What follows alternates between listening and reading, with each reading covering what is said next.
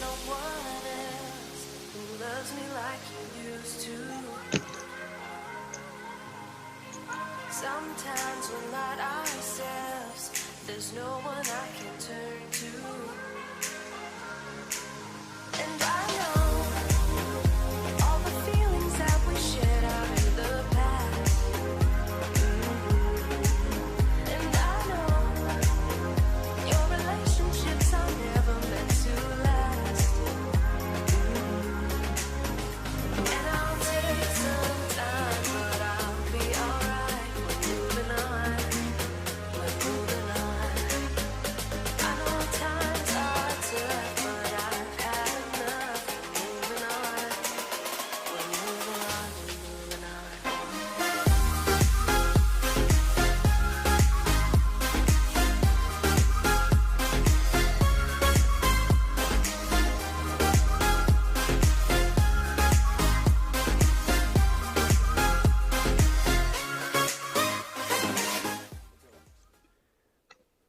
Good morning, Pak Hakim and Mr. Joe Paulo Mark, Dean Mac. Good morning, sir.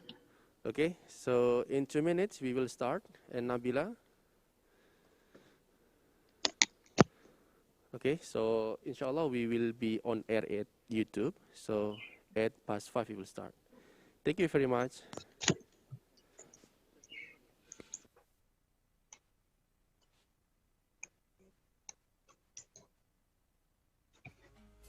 Sometimes there's no one else who loves me like you used to. Sometimes we're not ourselves. There's no one I can turn to. And I'll take some time, but I'll be alright. We're moving on. We're moving on. I know times are tough, but I've had enough. We're moving on. We're moving on. We're moving on.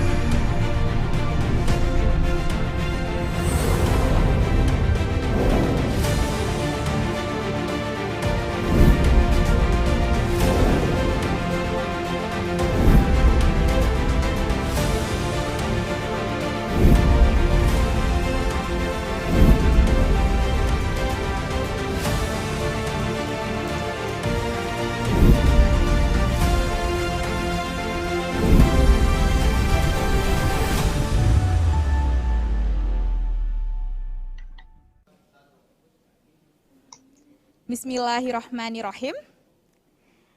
The Honorable Dean of Business and Economics Faculty, Universitas Islam Indonesia, Profesor Jaka Sriana SEMSI PhD. The Honorable Dean of ETY School of Business and Management, Concordio Quizot. The Honorable all the judges from Call for Paper Competition and Business Plan Competition. The Honorable all the committees and participants of International Student Mobility, International Business Sustainability Initiative 2021. Assalamualaikum warahmatullahi wabarakatuh. Good morning, everyone. First of all, let us pray and praise to Allah Subhanahu wa Ta'ala. Recording in progress. Because of His blessing and mercy, we can meet virtually in a healthy condition in the event of ISM IBSE 2021.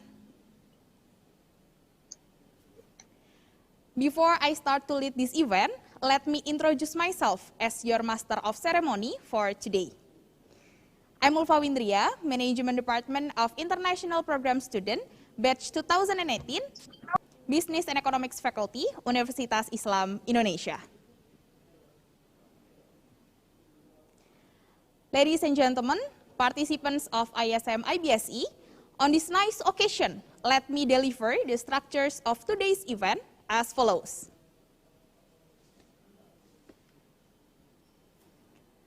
First, opening. Second, call for paper competition. Third, business plan competition. Ladies and gentlemen, let us open this event by reciting Basmalah together. Before going any further, let me read several rules during this event. Rules during ISM IBSE. First, all participants are compulsory to turn on their camera. Second, all the participants need to mute their microphone during all the session. Third, participants can ask questions by clicking the raise hand feature and waiting for MC to allow you to speak, or by typing it via chat box. Next, all the participants, judges, and committee will be stay in the same room. The first competition will be call for paper. Good luck for the presentation and hope you will get the best result. For Ms. Nabila Triana, the forum is all yours. All right, thank you very much.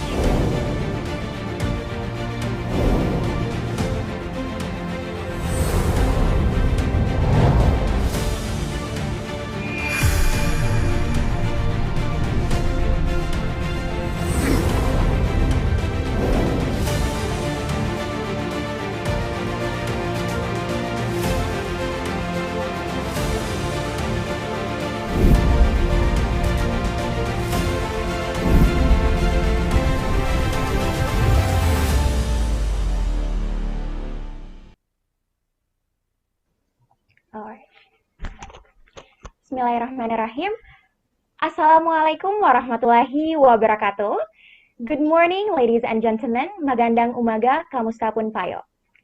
First of all, we would like to say thank you and welcome to the second day of International Business Sustainability Initiative 2021. My name is Nabila Triana from Management International Program, Batch 2018, Universitas Islam Indonesia. So today, please allow me to lead the sessions of Call for Paper Competitions 2021. All right, ladies and gentlemen, how are you all today? I hope everyone in here having a very great and blissful day.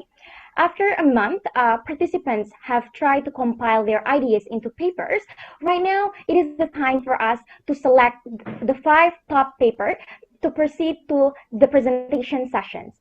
Due to that, our international educators will be joining us here from Indonesia and also from Philippines. So let me just call out from Indonesia educator first, Mr. Abdul Hakim. Assalamualaikum, Bapak Mr. Abdul Hakim. Waalaikumsalam, Nabila. How are you today? I'm very good. How are you, sir? I'm good, thanks. Okay. Is the weather in your city all right? Because due to the conditions of coronavirus in Indonesia are currently not really good right now. So I hope you're in a very great conditions. I am. It's a perfect morning, actually. Yeah, thank you. All right. I hope everyone is well. Stay safe due to the coronavirus. All right. That's it for the Mr. Abdul Hakim as our first adjudicator from Indonesia. Now, let me call out the adjudicator from Philippines, Mr. Jose Paulo Mac. Hi, mister. How are you? Morning. I think you're still muted. I'm sorry. All right. Good morning. Good morning. Good morning, sir. How are you? Yes, I'm fine. The weather here is quite cloudy, but we're good here. Okay. It's nice to hear that. All right. Thank you. So here are our adjudicator for Call for Paper, Mr. Abdul Hakim, and also Mr. Jose Paulo.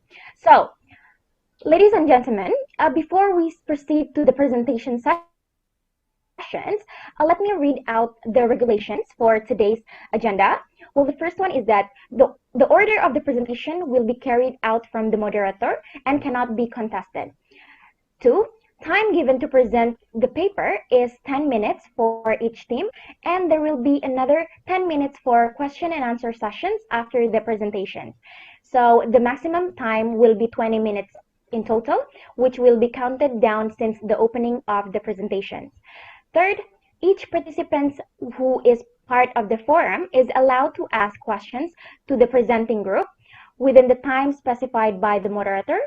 The fourth, the questions and answer session will be given to the adjudicator first, and it will be open to the public after completing the questions from the assessment board by sending a raise hand in the Zoom meeting, or you can directly type in the chat box.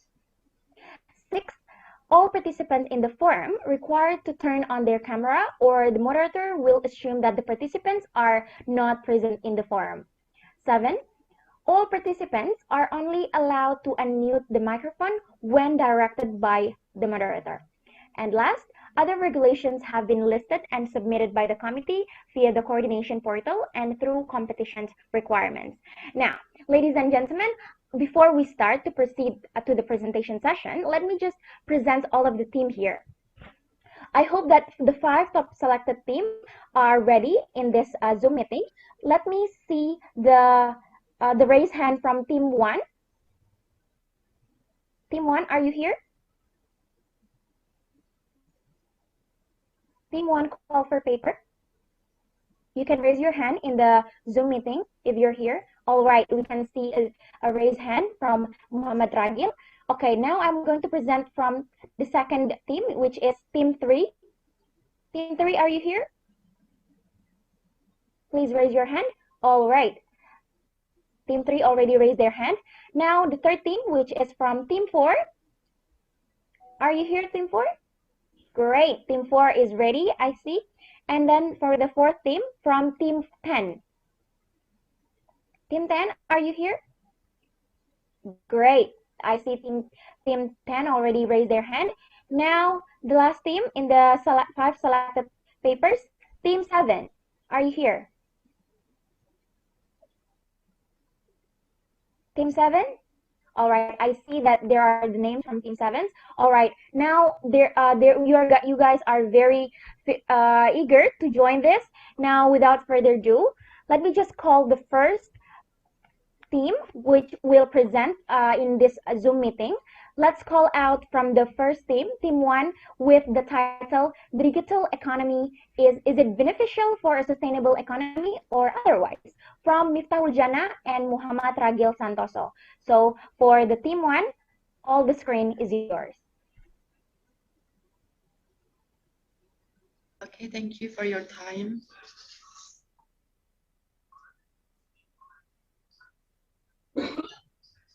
Honorable to Mr. Abdul Hakim S.A., MSc, PhD.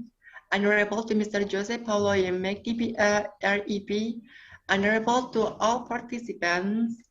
Assalamualaikum warahmatullahi wabarakatuh. We would like to say thanks for coming to this presentation. Let me introduce ourselves. My name is Muhammad Ragil Santoso, and next to me is Miftahul Jannah. We are from Islamic University of Indonesia. Before we continue our presentation, I have some question for you. Do you know Gojek or Tokopedia? What activities that we can do with it? Shopping, cashless payment, or others? I think there are many functions that we can use. The raising of startup and marketplace like Gojek and Tokopedia are proof that we use the digital economy. So, what is the digital economy? Does the digital economy bring a good impact or a bad one? At this moment, we will explain to all of you about the digital economy. Is it beneficial or otherwise? But before we continue our presentation, let me show the table of content.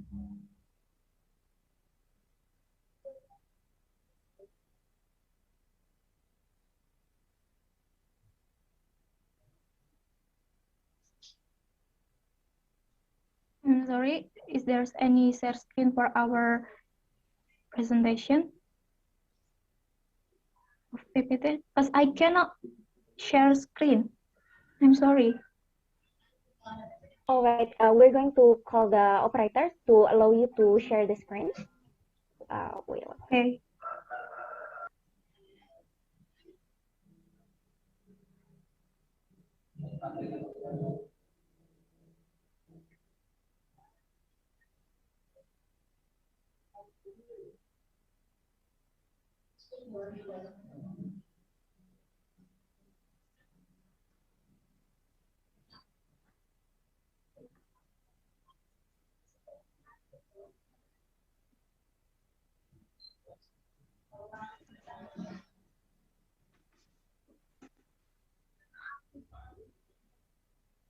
Please from the operator to allow the team to share the screen, or from the operator itself can help them to share the screen.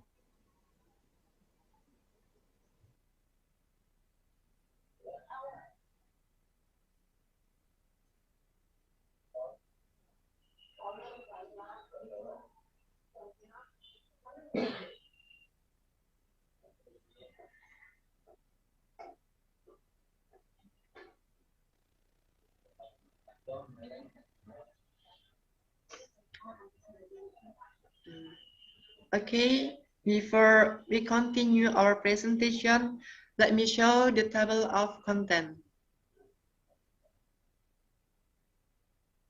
Next slide.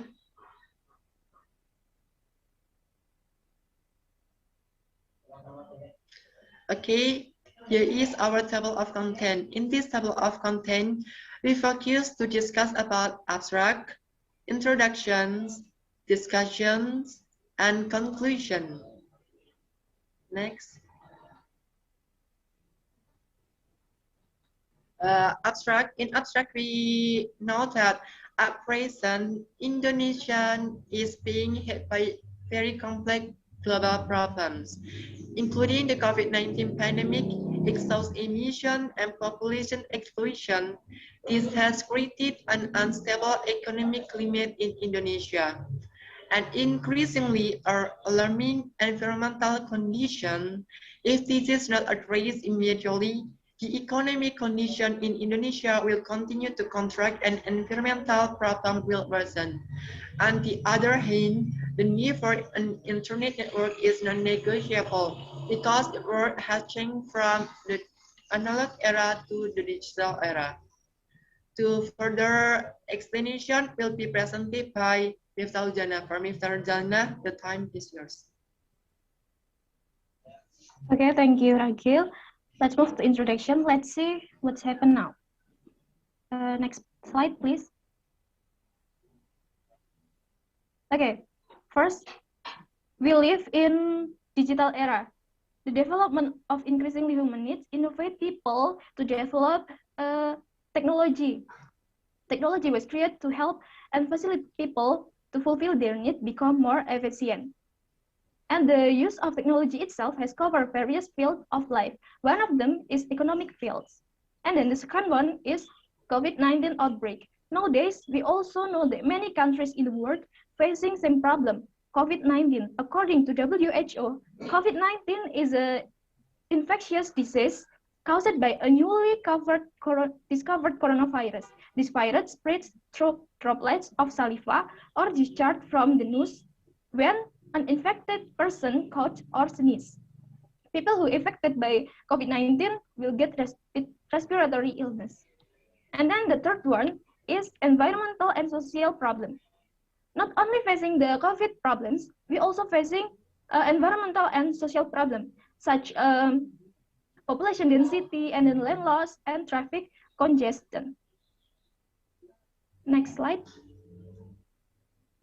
Okay, to solve this problem, we need to reduce our mobility. In status quo right now, we have reduced our mobility due to the coronavirus, but how to reduce our mobility when the pandemic is over? So let us discuss in this session. We talk about digital economy. What is digital economy? According to Tapscott, the digital economy is a phenomenon that affects the economic system.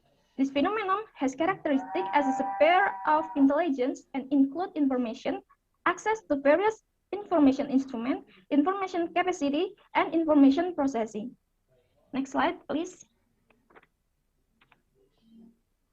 Okay. The existence of digital economy itself possible to create a sustainable economy.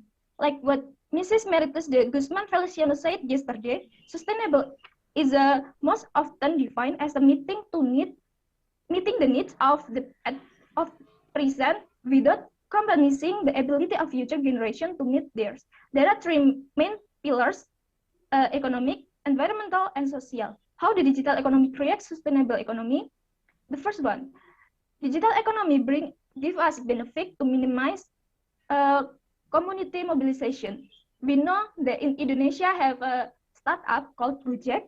Gojek provide a public transportation service that make us easy to access this transportation public. And then the second one, next, minimize the land shortage. We know that the number of people was increasing year by year, but the number of land was decreased every year. In this map, we know that in Jakarta, dominated by pink color. It means that there are many buildings in Jakarta, and the green one, we can see the green one was very slightly. It proves that green space in Jakarta was very slightly. The digital economy itself can minimize the land shortage because business actor can build their business without land. They can build the business using marketplace. The next one, please.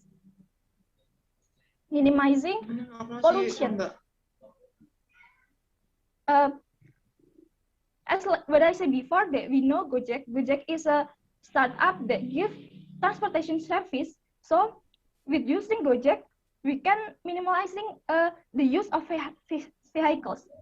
In this picture, we know that transportation is the higher contribution of greenhouse gas in United States, and it is represented that in the world, transportation has contributed to the pollution, to the air pollution. So, using the digital economy such as Gojek, it can minimizing this pollution. Next. So, it will be presented by Ragil. Okay, thank you. Besides, digital economy has a positive impact. This has negative impact too. The negative impact first is the unemployment rate is increasing. According to the Minister of National Development Planning, head of the National Development Planning Agency, or Bappenas, Bambang Brojonegoro, as many as 42.6 million jobs in the Indonesian labor market have the potential to be replaced by automation, such as machine or robot. The jobs include 49% in agriculture, 45% in manufacturing, 53% in real trade, and 64% in transportation. The jobs that we will be lost are jobs with limited skill. Next slide. Second one is many retail stores 2 minutes left. are closed due to the emergency of the e-commerce, so that online stores are more successful. Next slide. The solution of the negative impact from the digital economy, first one is provide trading in the field of information and communication technology. The problem that we must be faced by developing countries such as Indonesia is related to unemployment, which is still relatively high. Next slide. The second solution is development a digital-based business unit. As we know, advances in information and communication technology have changed human behavior, including shopping. It is undeniable in this era. People use information and communication technology to buy or sell goods or service via internet. No one as e-commerce. Next slide. So we can conclude that the development of an increasingly complex era requires humans to always innovate to create technology.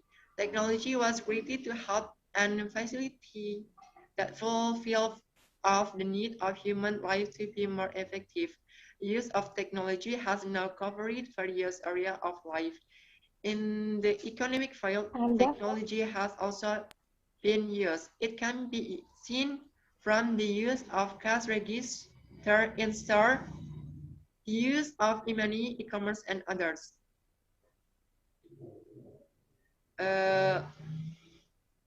So to overcome this problem, including providing training in the field of information and communication technology and developing a digital-based business unit.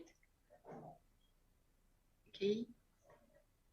There are from our presentation to further we move to the moderator. All right. Thank you very much for Team 1. It was a nice presentation talking about the digital economy, how it affects our economic system and also can create sustainability, but we have to remember that there are also a negative impact due to that. All right. Thank you very much, Team 1, once again. Now, let us give the time for the adjudicator to give questions or suggestions from the presentation of Team 1. So, all the adjudicators, the screen is yours.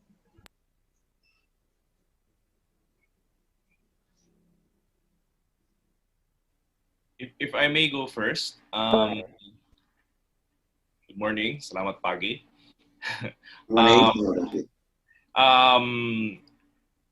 I have a question concerning your discussion point as to regarding the pollution, the minimizing pollution. You do know that once a society gears towards the digital economy, there will be a great need for energy. Now, considering that the energy sources that we mostly have are from fossil fuels, how will you defend now that digital economy indeed minimizes pollution? Because we're only looking at the transportation, like for example Gojek. It's mainly right motorcycles and it's ferrying, so it really impacts that. It really reduces pollution. However, the consumption of energy comes from power plants, and power plants, as we know, really have a large carbon footprint. So how would you defend that? How would you defend a digital economy minimizing pollution? All right, thank you, sir, for the questions. Team 1, you can directly answer the questions from Mr. Jose Paulo. Okay, thank you for the question. Like what I said before, that we live in digital era, which is people always improve the technology and then improve the information, the internet, or etc. At this point, at this era, I mean, at this year, startup like a Gojek is in the beginning. It starts from around 2011. So I mean the digital economy right now is effective to decrease the amount of vehicles using. But I believe that in the future, people always develop technology to create an eco-friendly transportation. So when the eco-friendly transportation itself create and then integrate to Gojek, we can usually elaborate the digital economy itself with the eco-friendly vehicles. I think that's all for the answer.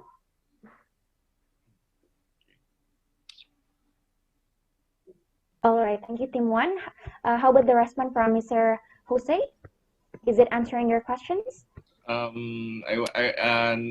be honest, not exactly, because I was already okay with Gojek. Having motorcycles really, and reducing the transport doesn't really reduce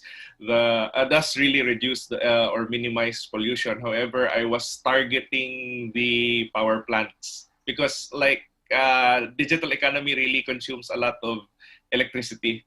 So I wish that could have been addressed. All right. Is there any additional from team 1?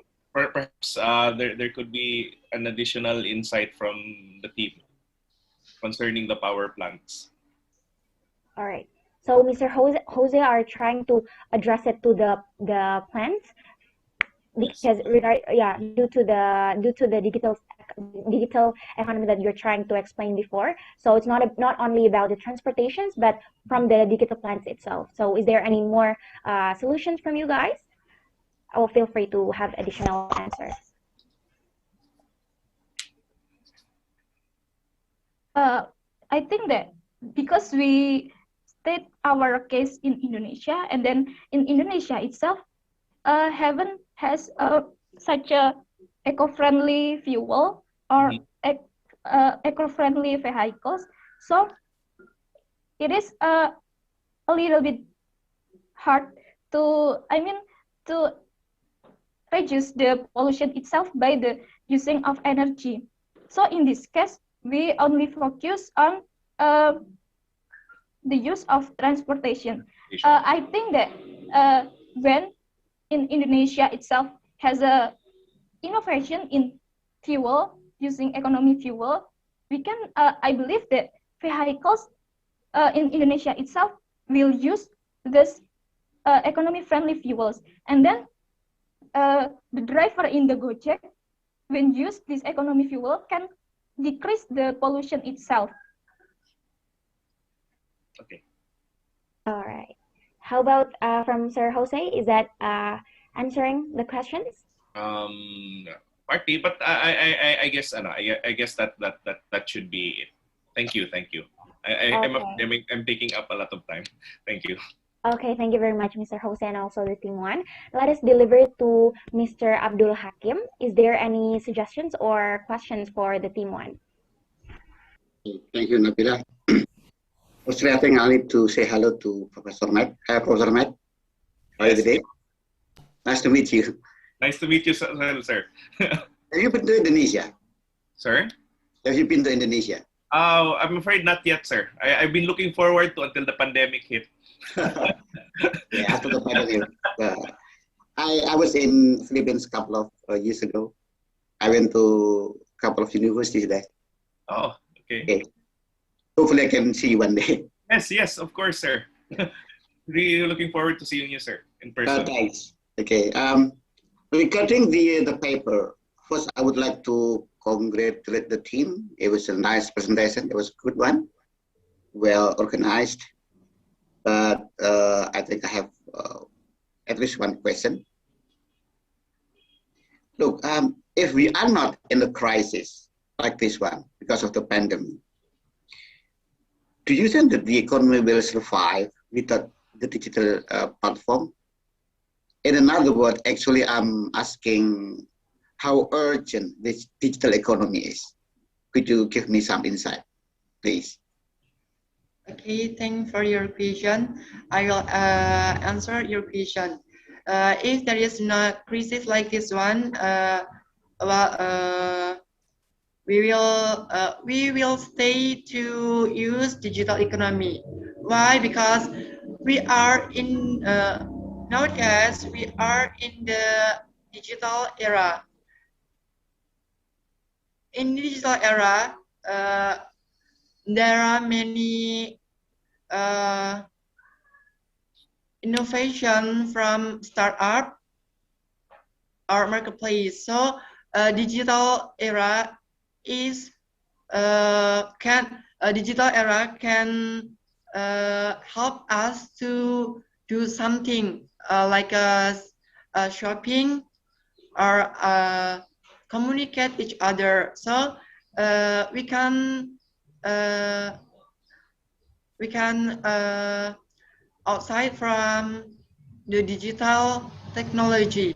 So digital technology is important for our life in this era. Like that, sir. I have additional answer. Yes, please. As we know, that technology create to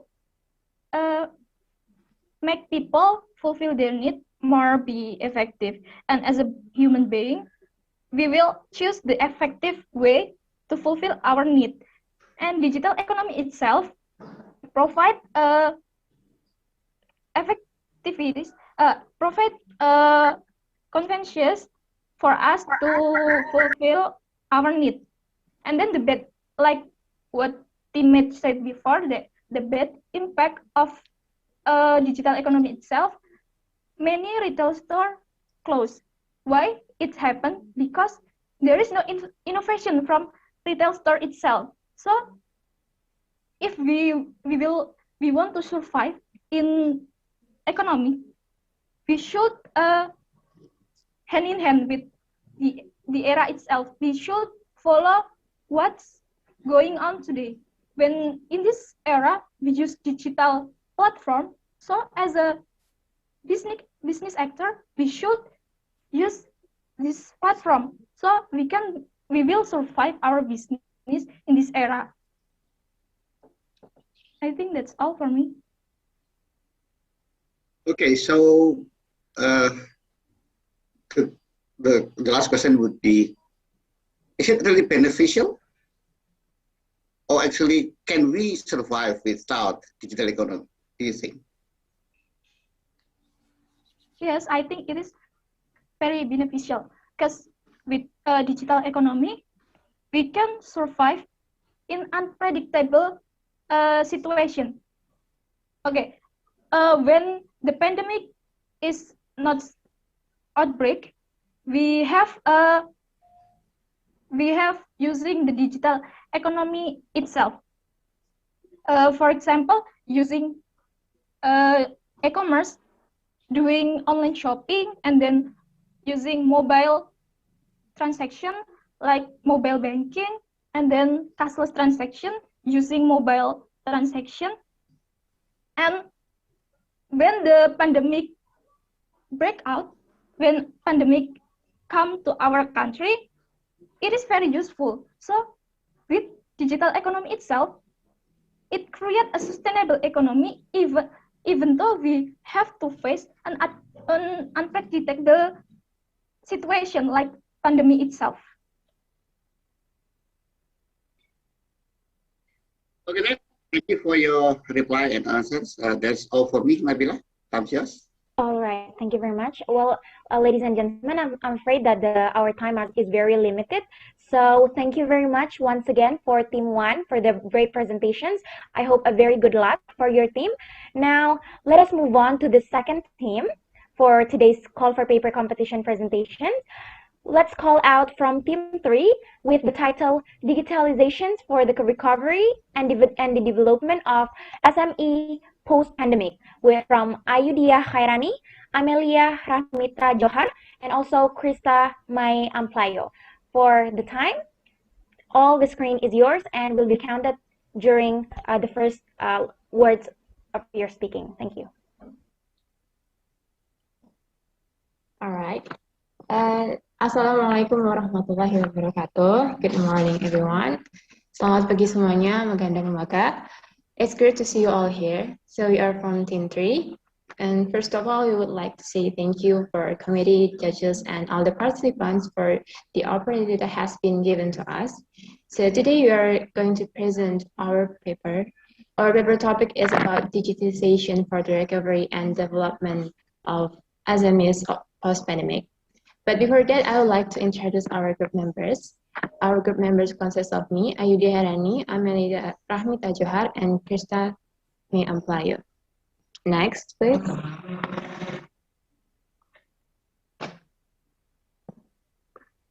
Okay, so this is our abstract.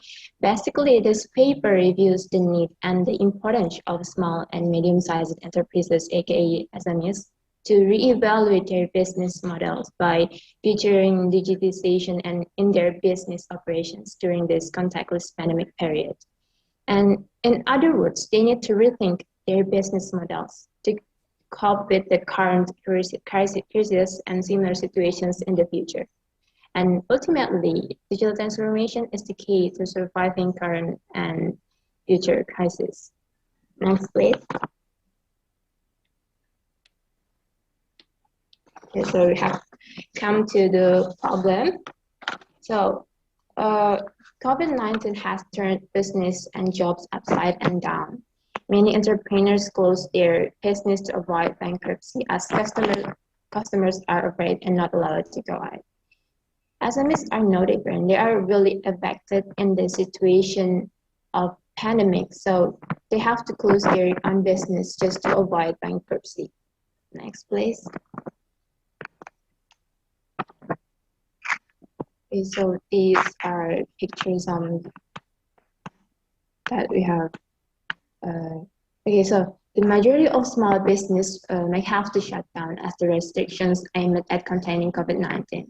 As you can see in these pictures, many businesses closed in this pandemic, for example, like restaurants and hotels. And to prove to you that entrepreneurs and business, especially SMEs, have really a problem in this pandemic, we did some research and we did find some graphs from Yale Coursera data. Next slide, please.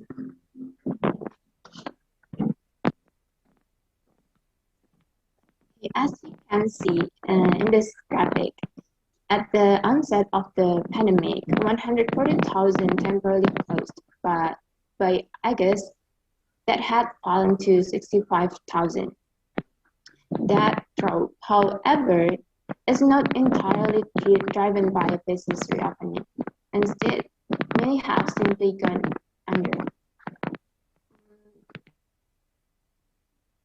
7,000 businesses have permanently shut down during the pandemic, according to Yale.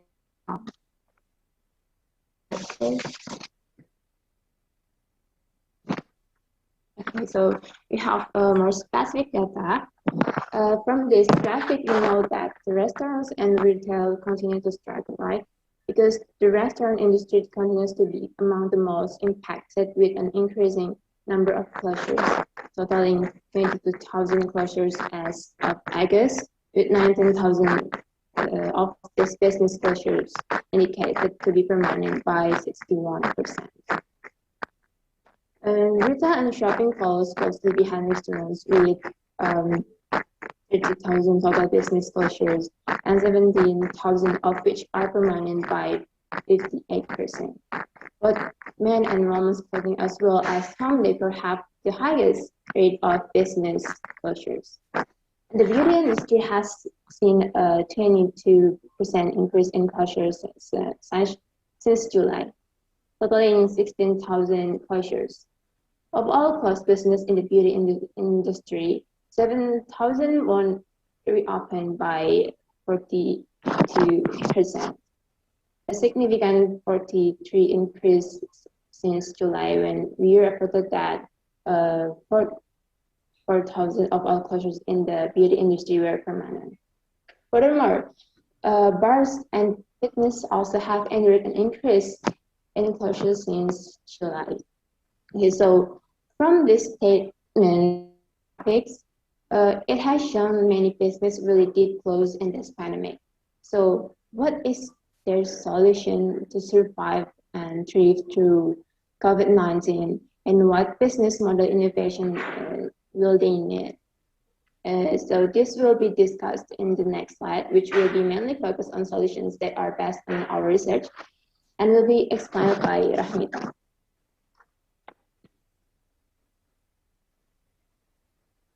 Okay, for the solution, SMEs need to rethink their business model to cope with the current crisis and similar situation in the future.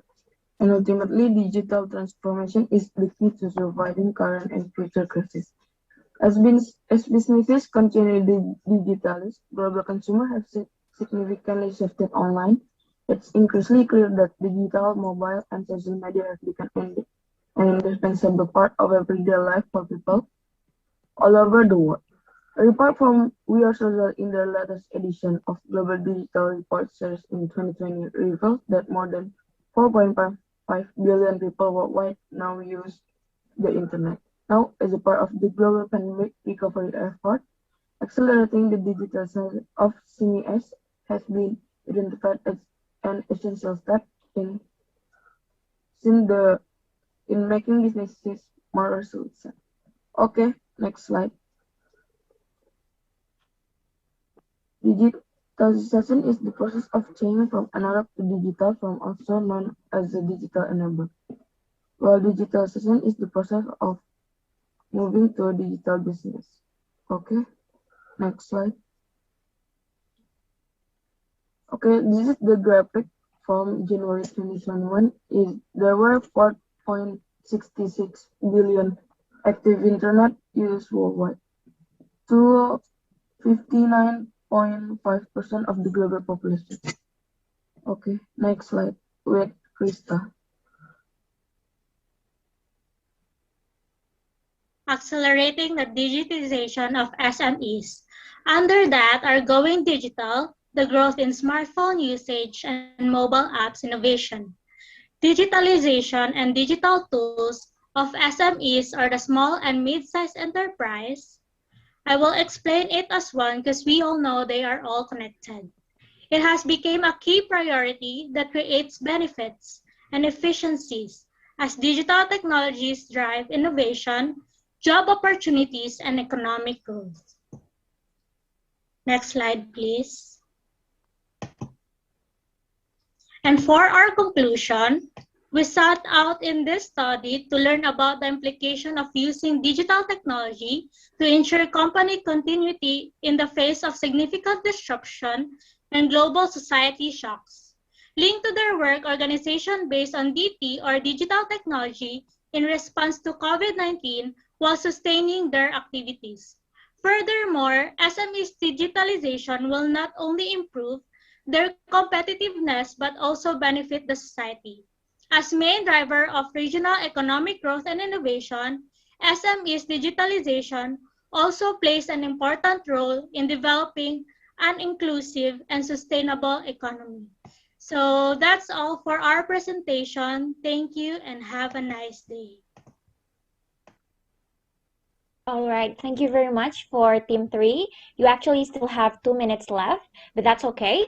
Thank you very much for the presentations. You guys were talking about how SMEs are also impacted during this coronavirus, during this pandemic. They keep struggling during the hard situations like what Indonesia are facing right now. All right, and also, Team 3 try to elaborate the solutions as well regarding the case that they are trying to explain. Now, let us give the time for our adjudicators to give comment regarding the presentations and maybe some questions for the Team 3. So for the adjudicators, the screen is yours. Maybe starting from Mr. Abdul Hakim again. Okay, thank you. We can start again. All right. Okay, another interesting paper and another very good presentation. Congratulations. Well, it is good that in a way it is now fact that more and more small and medium enterprises using digital platform. But look, some old-fashioned hasn't really gone. Like for example, when even though now we have a lot of movies, DVD on Netflix, but people still go to cinema. Old-fashioned never really gone. So, what do you think about that? I mean, will digital platform really replace all the aspects of the business? That is my question. So I would like to answer the question. In this pandemic, we cannot go outside of our house and do some activities outside. So instead of going to the cinema, they could use the digital platform to watch movies without any payment. Thank you, that's all. That's very good answer. Now, maybe after the pandemic is gone, hopefully, do you think that the digital platform will be as big as now? I mean, do you think that when the pandemic is gone, the digital platform will be as urgent as in the pandemic era? Yes, I think so because all of us are now using technology and the technology is now evolving, so all of us can have it. That's all.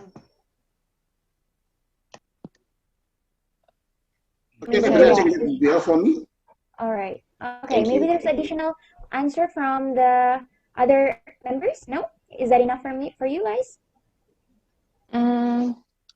Yeah, digital technology will always be used because that's everyone use that right now, and it's really essential for people all around the world.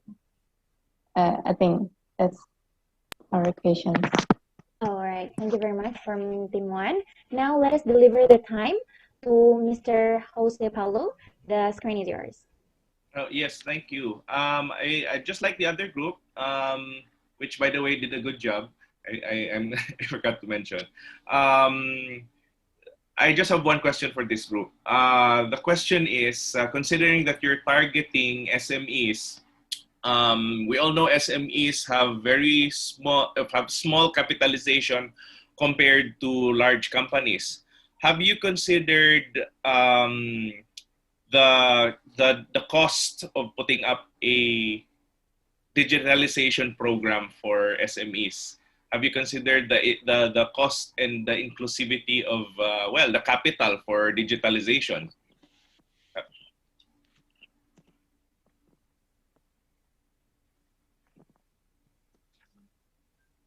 Please, for Team 3 to respond.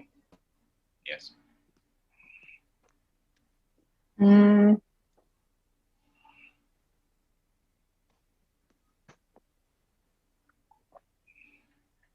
Of course, the cost of digitalization is not that much comparing to like when you are use conventional marketing. So yeah, I think that's the digitalization is more available to everyone. Okay.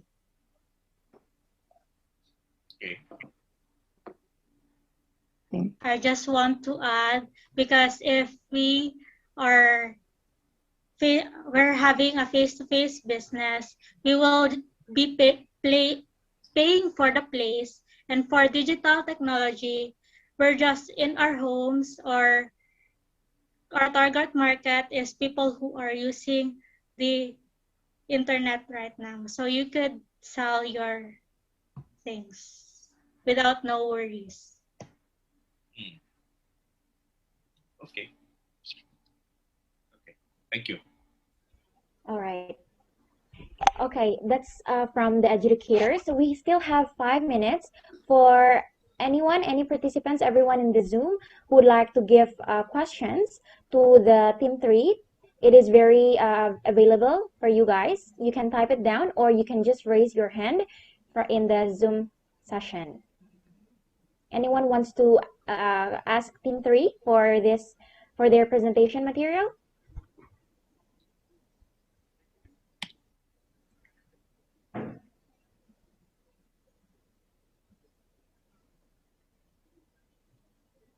All right. If there's no one, I think there's no one who would like to ask Team 3. It's okay. We already got the answers, great answers from Team 3 regarding the questions from the adjudicators itself. Now, thank you very much once again for Team 3. Good luck for everything, for the result. So now let us move on to the third team. Let's call out Team 4 with the title, The Analysis of How ESG Maintains Sustainability development in financial crisis during COVID-19 from Rahma Nurangita, Dinda Lika, and also Muhammad Khalifa Al-Hakim. To team 4, the screen is yours. Okay. Can see my voice. Assalamualaikum warahmatullahi wabarakatuh. Okay, before I would like to say thank you for all of the judges, Mr. Abdul Hakim and also Mr. Joseph Paula, and also for all the participants in this Zoom meeting. Good morning, and in this occasion, I would like to present about our paper entitled of the analysis of how ESG maintains sustainable development in financial crisis during COVID-19. Next.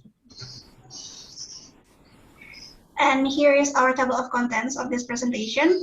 The first part, we will discuss about the abstract. The second part is the introduction. The third is discussion. And the last is the conclusion. Next. And we jump to the first section, that is abstract, that will be explained by Ali. Okay, thank you. First, I will explain a little about our abstract.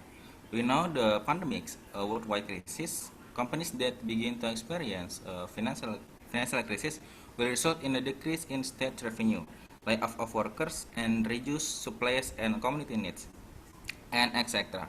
So, the purpose of this research is to prove the management of ESG in the company's finance in a sudden crisis situation by examining the differences of view amongst many scientists regarding the importance of ESG confronting the pandemic COVID-19.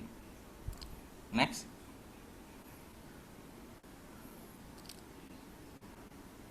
Then we jump to the second section, that is introduction. Next.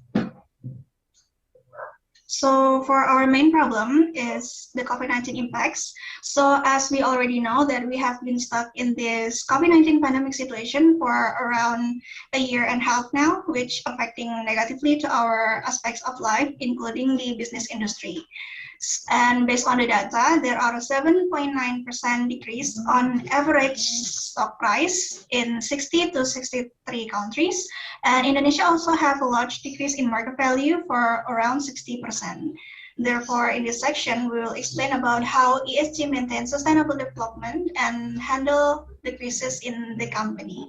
Next.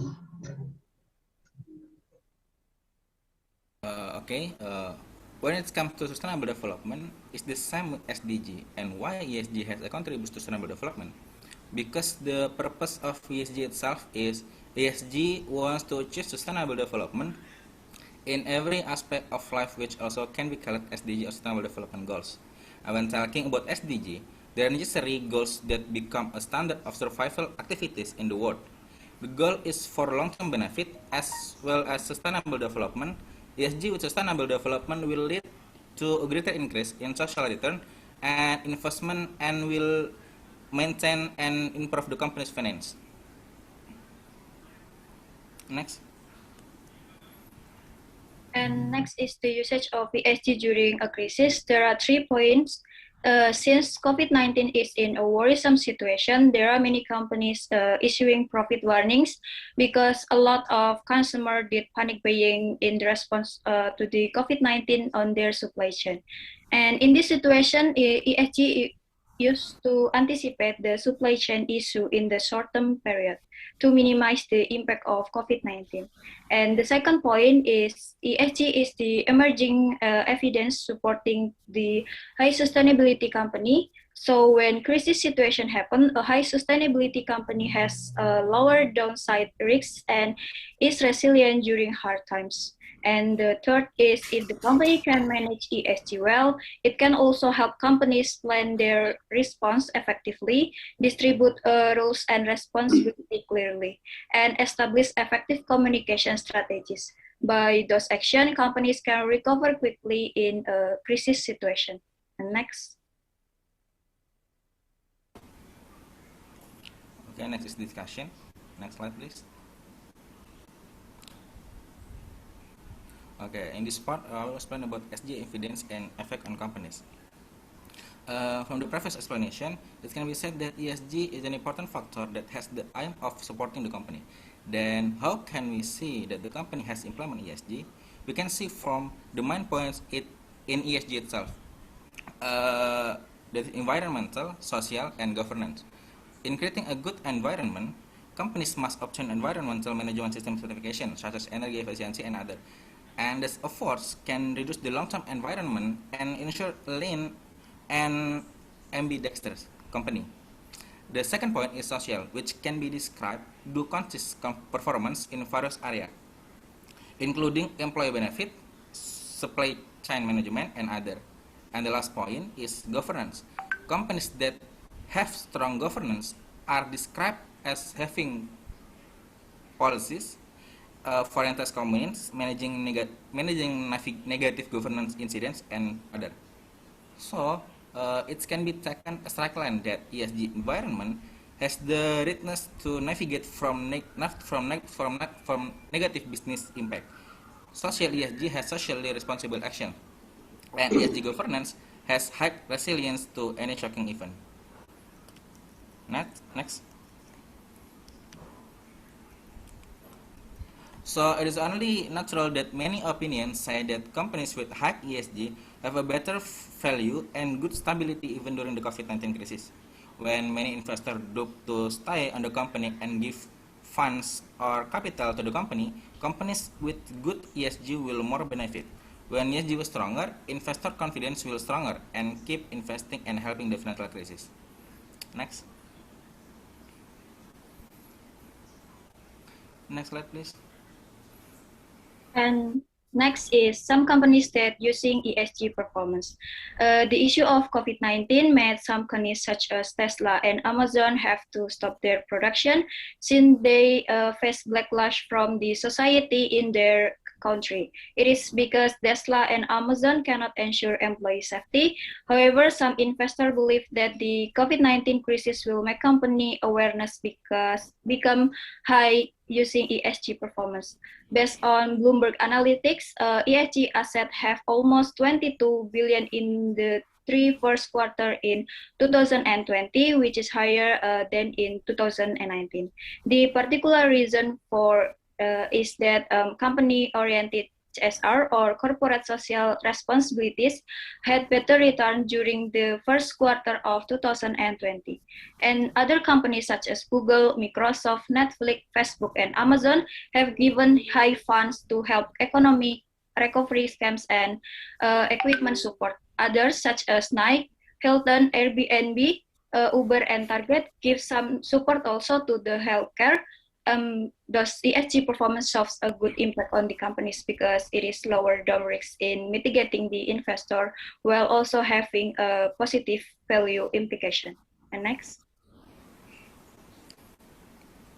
Okay, so in contrast of all of the statements before, some researchers stated that ESG is a non-functional variable for the company and has little role to play in protecting companies during the COVID-19 crisis.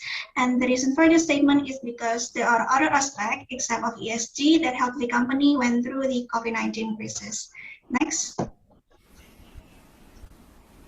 And here is also the data of ESG contribution to return variation. So in the first quarter of 2020, ESG only contribute less than 1% and less than 0.5% in the full 2020 return period. Next.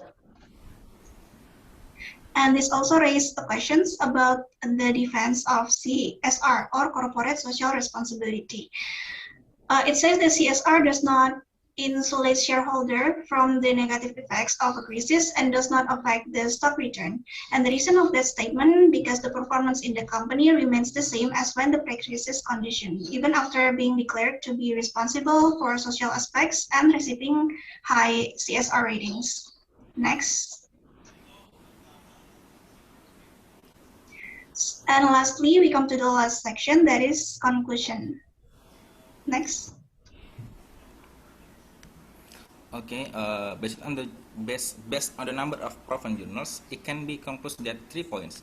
The first is long-term effect to help handle student problem and make the financial condition in the company stable, and last is increase the stability stock price and avoid it to drop dramatically.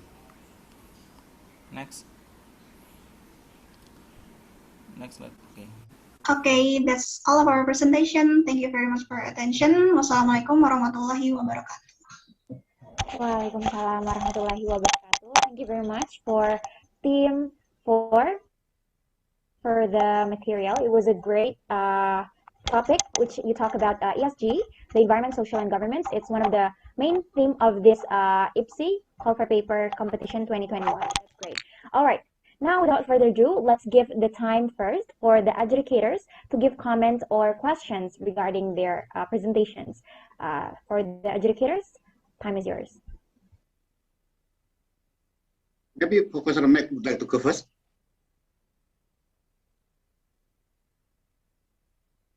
Okay then.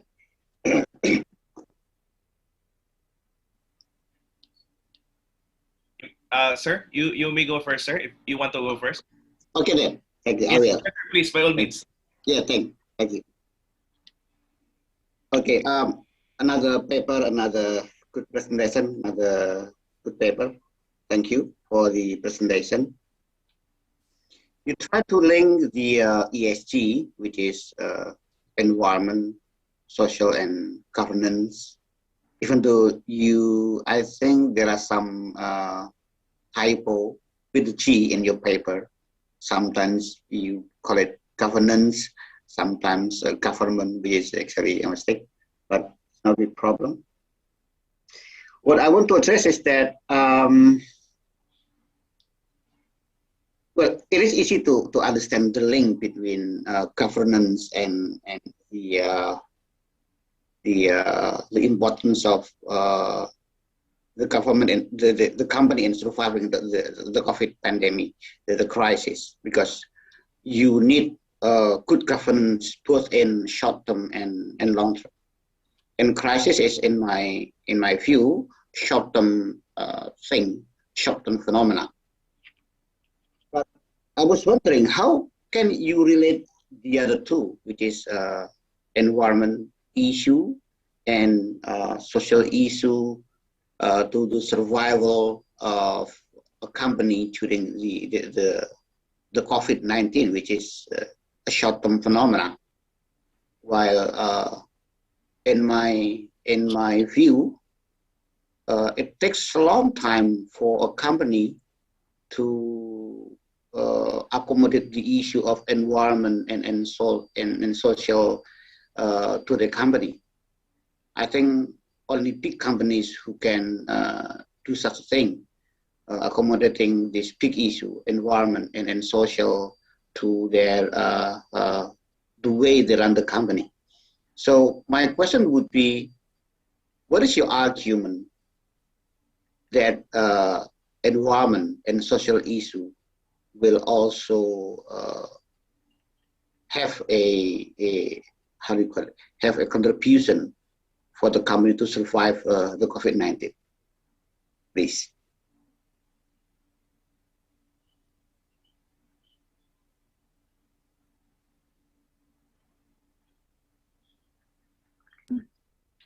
I was wondering if you can catch my question.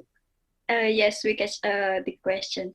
So our answer is because ESG has effect on short term and long term, and the ESG disclosure remain critical because in the future ESG will make well devised on the management and ESG future policies about the current situation. Because it is COVID-19, we also in the past we know about the virus also, namely is SARS. So many big company will be well devised about the current situation and sudden situation using ESG.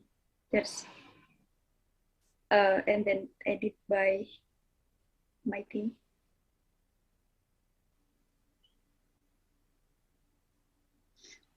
Perhaps an example of why, for example, a company who take into account the environment issue to their survival during the pandemic. Perhaps an example. Doesn't have to be a real example. Can be a hypothetical example. in environment. Yep.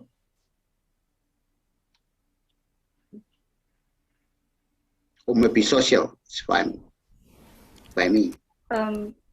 If social, we have mentioned in our presentation about Tesla and Amazon that they have to stop their production since they face backlash from the society in their product in their country. But the next after that backlash from the society, they managed that the company well to ensure their employee safety and also make the investor believe on their company that they can using ESG performance. Does it have anything to do with the COVID-19 pandemic? From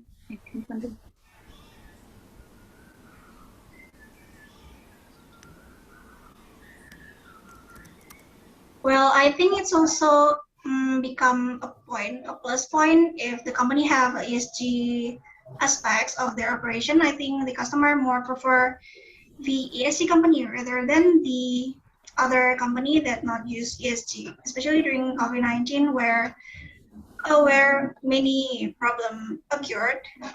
So I think if the company contribute to the around them good, so many customer also prefer to choose them, I think. Also, I will add the company that contribute to the COVID-19 that we have explained in our PPT, that is Nike, Hilton, Airbnb, Uber, and Target, that they give support to the healthcare to minimize the impact of COVID-19 using the healthcare equipment. Okay, thank you. That's all for me, Nabila. All right, thank you very much, sir. I hope their answer answers your questions.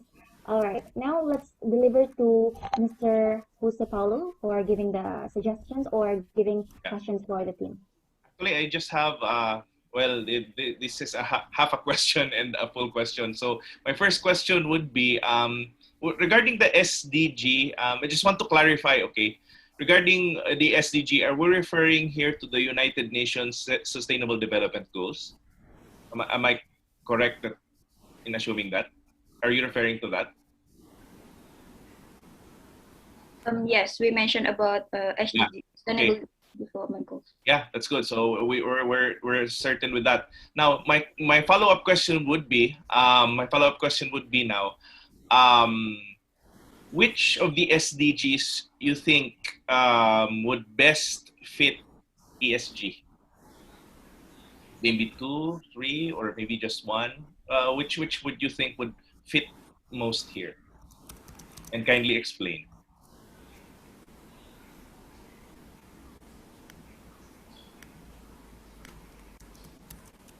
And so we know that SDGs have 17, right, sir? Yeah, that's 17. You don't have to choose them all. Well, if you're saying that they all fit, well, I won't argue with that. But I think there's only about 2 or 3 that would fit best. Which do you think would fit best? Maybe even one.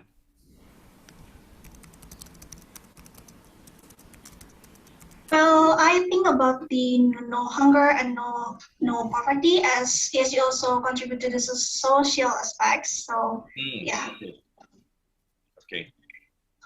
So that's it. That's it for me. I think I've gained the insight as to your perspective, because the reason I asked that question is from what perspective, your perspective would be depending on the answer. So thank you. Okay, I guess that's all for me. All right, thank you, Mr. Jose Paulo. All right, we still have several minutes for anyone who's curious about this theme. You guys can give questions in the session box or slightly raise your hand from the emoji from the Zoom sessions. Any of you guys would like, maybe from other team, would like to give question for team 4 for this?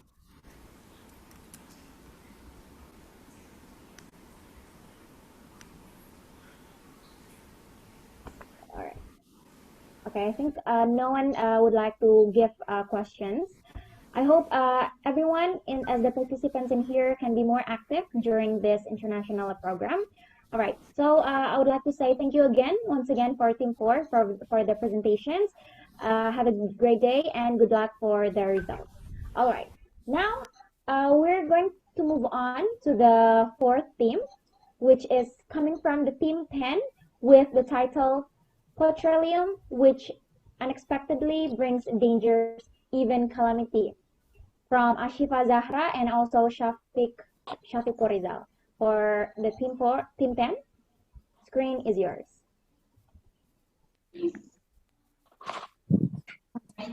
Assalamualaikum warahmatullahi wabarakatuh. To the honorable juries, participants, and all the audience.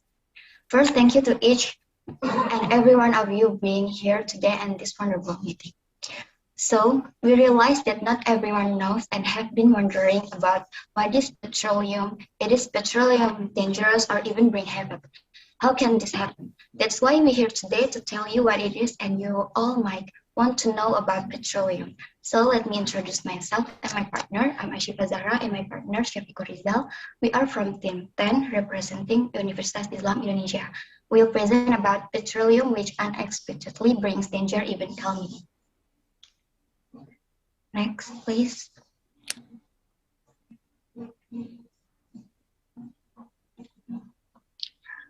Can you jump to the abstract?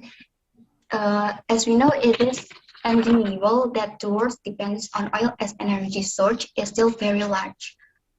Based on what is happening around the environment, we know how the process of the formation of petroleum as an energy source can actually damage the ecosystem on Earth. In this case, it will be discussed about how efforts and solutions to reduce the impact of the process of formation of petroleum natural resources will be discussed. Next.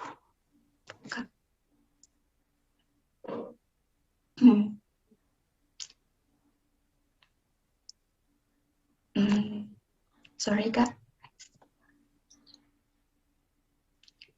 In order to support the goal of maintaining the balance of non-renewable natural resources, first we gotta study the effects of using non-renewable natural resources, and then determine public awareness of non-renewable natural resources, and the last, determine possible solutions to achieve maintaining the balance of the ecosystem in the use of non-renewable natural resources.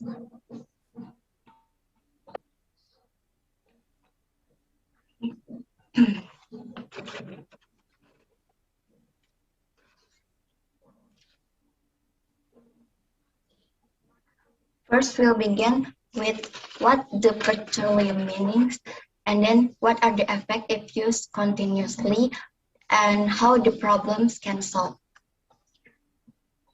Petroleum is the fuel needed by humans to carry out all existing activities, both activities to work, clothing, food, shelter, and so on. And it has the effect of continuous use of petroleum, such as petroleum drilling zone search, continuous petroleum drilling, distribution of petroleum to petroleum processing plants, and then process in petroleum processing plant. Next, please.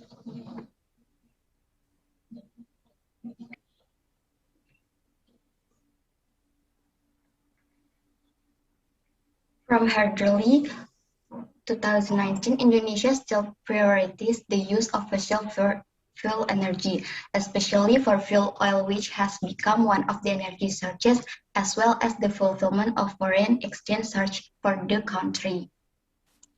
In the process of processing crude oil or petroleum, which will result in damage or environmental pollution. This is due to the energy and raw materials used in the processing both through physical and chemical processes, which can produce carbon monoxide gas and carbon dioxide gas and water vapor and belerang gas oxide gas. Therefore, the oil processing process will have an impact on the environment, including soil, water, and air caused by waste and pollution. The waste generated from this processing is in the form of solid, liquid, and gaseous waste, which has an impact on the environment, both in the short term and in the long term. Next, please.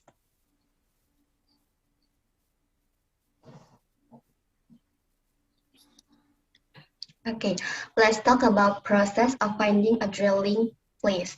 During the process of searching for a place to drill for oil without firmness and determination, it is likely to disrupt the surrounding environment because basically every zone has a running ecosystem, whether it's drilling on the seabed or drilling on land.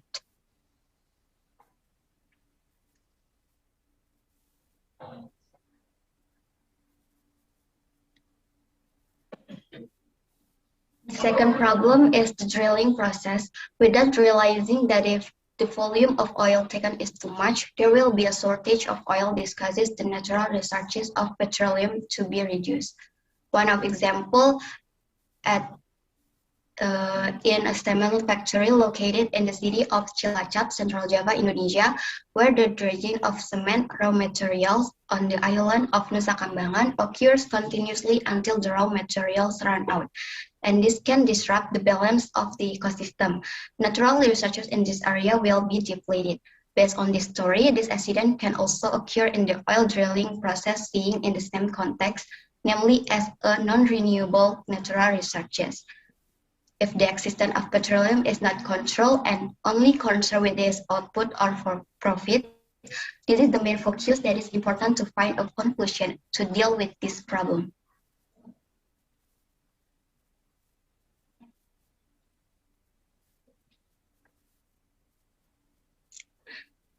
And the third case discusses the process of distributing petroleum. The process of transporting or moving crude oil from the drilling center to the crude oil processing center to be ready for use is not easy through pipelines, land routes, and sea routes using large ships. Of course, it is constrained by uncertain conditions, for example, disrupted by weather, climate, and so on. Next.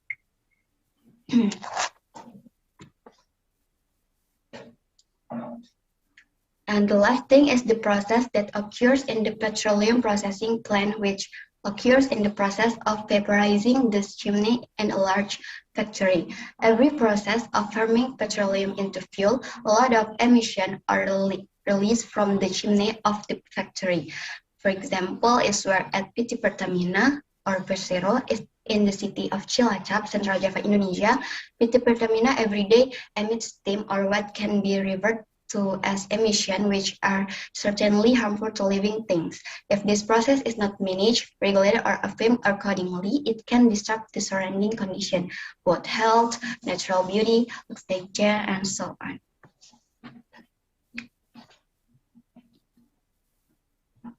And next, we'll present Kashafiq. Kashafiq, the time is yours. Okay, thanks. I will continue. In chapter 3, the first thing in the process of selecting the drilling zone, at this stage, it is necessary to determine the area that is allowed to carry out drilling. Also, synchronize with existing regulation, take provision for the selection of drilling area, and input into a monitoring application in order to minimize problems in drilling area that are not monitored but by the state. Okay, next. 2 minutes left. Okay, and the second is the distribution of petroleum by sea and so on. This still relates to other problems. We are in the imposition of tax and regulation is very closely related to the exciting problem. In the context of this problem, a tax will be imposed on each volume of petroleum that falls into the seabed. The calculation is first, at the time of drilling and extracting petroleum, the amount of oil extracted must be calculated, and the amount of oil taken must be the same as what will be taken to the ship or other road that will transport the oil. If you have reached the goal, you will recalculate the oil that will be lowered. If the oil is reduced there is a calculation of tax imposition. This will be a new thought in the transportation of petroleum, which can make innovation in the form of ship, pipelines, and so on. That is the process of taxation that occurs in transportation of petroleum. And next.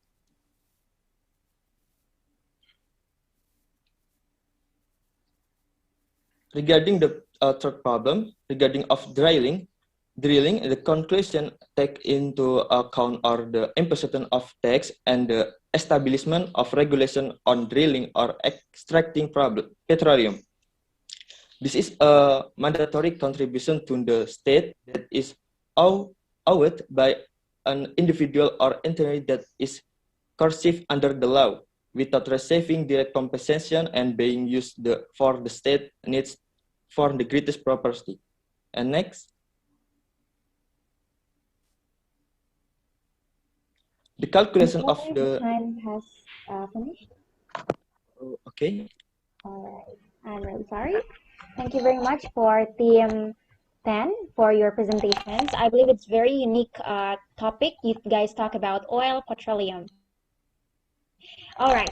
Now let us give the time for our adjudicators to give comments regarding their presentations material. Please, Professor Mac, if you want to.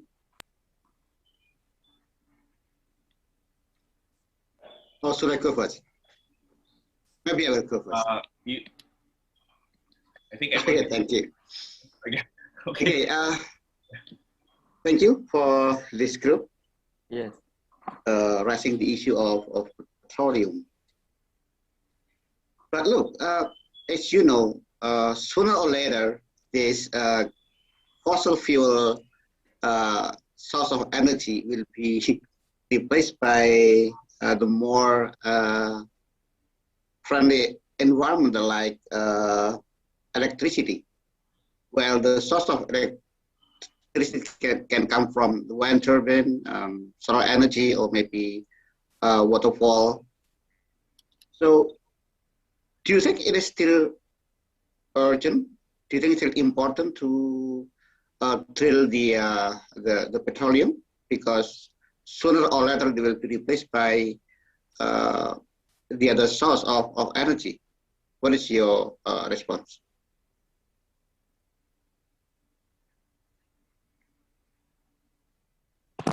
Maybe the alternative materials. All right.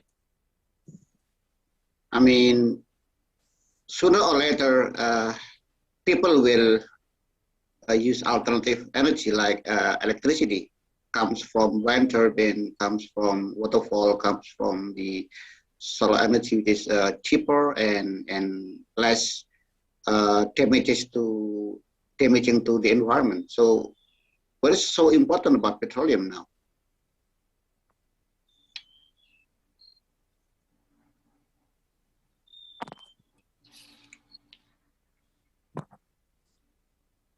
In another word, I'm questioning the title that you pick. It is still important, it's still urgent, it is still give up some novelty.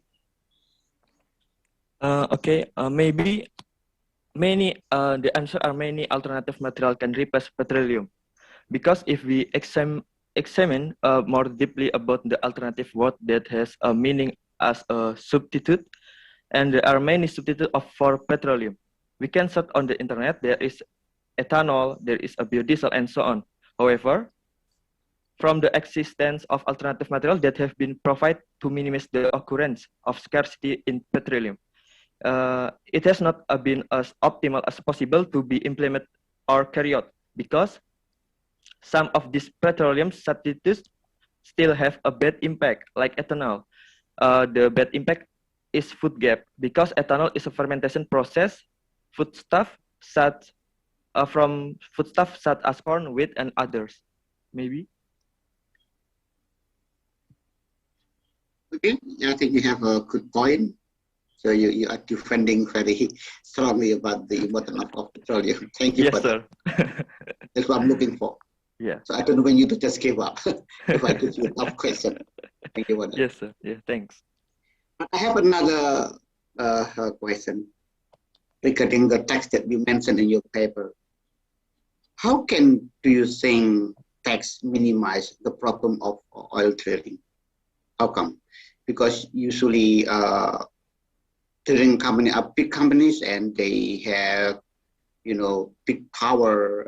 They are very close to the government, usually, not in a bad way, but they have some kind of power to influence the decision of the government, even because they are big companies. They are sometimes they are, you know, national companies. So how can you think tax minimize the problem of oil drilling? What would be your response? I imagine it wouldn't be so easy, but what do you think? Maybe simply because tax can create a burden on company finance. Like in the current condition, all tax are increased to control and maintaining everything. Maybe so simple.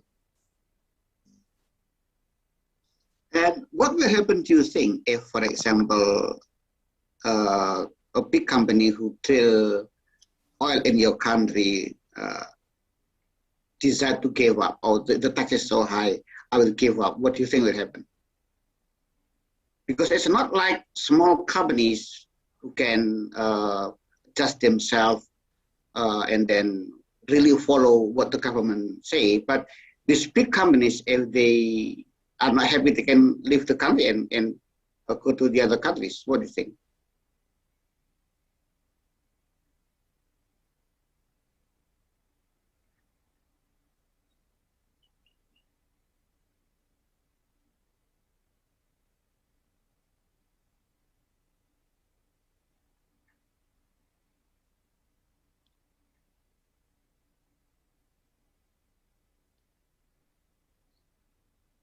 Remember, this is a contest. What you want is your argument.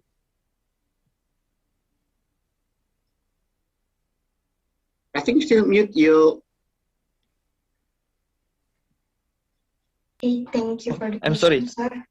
Oh, Cia. So who's answering? I think that there's for problem where this problem have been discussed previously, judging from the various perspective used, this spectrum is actually not dangerous if it used its control from various wide direction points. However, if it is not monitored in such a way, it will cause the balance of nature to be disturbed where there are many ecosystems and then that make this earth certain. Thank you. Maybe we'll I was asking about the tax. You mentioned nothing about the tax. I think that helped. Sorry. Perhaps another reply about the tax issue.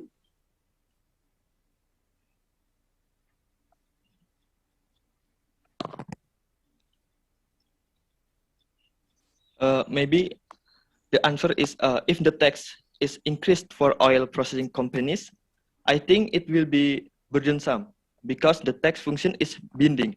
The issue of whether or not the company behavior can change to the tax depends on the tax determined made. Mm-hmm. Okay, then you have your argument. Nabila, I think that's enough for me. Thank you. All right, thank you very much. I hope it's their answer still gives you insight about your questions before. All right, thank you very much, Mr. Abdul Hakim. Now let's move on to Mr. Jose Paulo giving us comment regarding Team 10's presentations. Okay, okay. I have to check. Okay, I'm not on mute. Good. I just have one question. With regards to the measures that you have proposed in your paper, have you also considered the possible negative economic impact it may have? I mean, after all, like for example, your country, Indonesia, relies also on oil. I'm not just saying that it's only petroleum, but also on petroleum. Will there be a possibility of a negative impact in the negative economic impact if these measures were to be followed? That's just my question.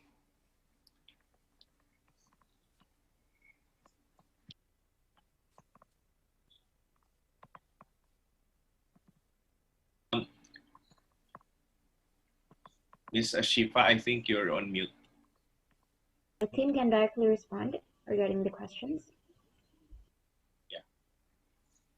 I think one of the participants is on mute. I think she was saying something.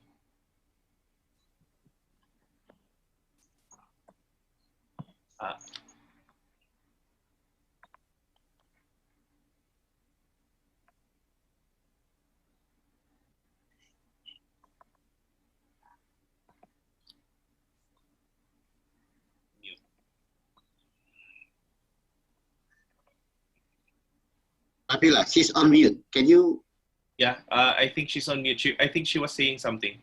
Um, There you go. Yes. Okay. yes. Yes. Okay. You go ahead. Thank you, sir. Beside the negative impact of economic, let me talking about health. Yeah, it's very likely that people living in the area will breathe polluted air, like carbon monoxide and so on, is in air pollution gas that is very harmful to the body. It can bind to hemoglobin in the body, so that the binding of oxygen by the blood is disrupted. Maybe for the negative impact, can add with my partner, Eshika Shafikori Sisal. Thank you, sir. Okay.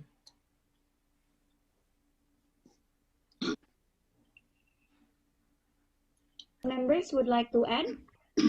I guess I'm good. I think I think we don't have much time, and I think my answer was really not answered. My question was really not answered. Thank you.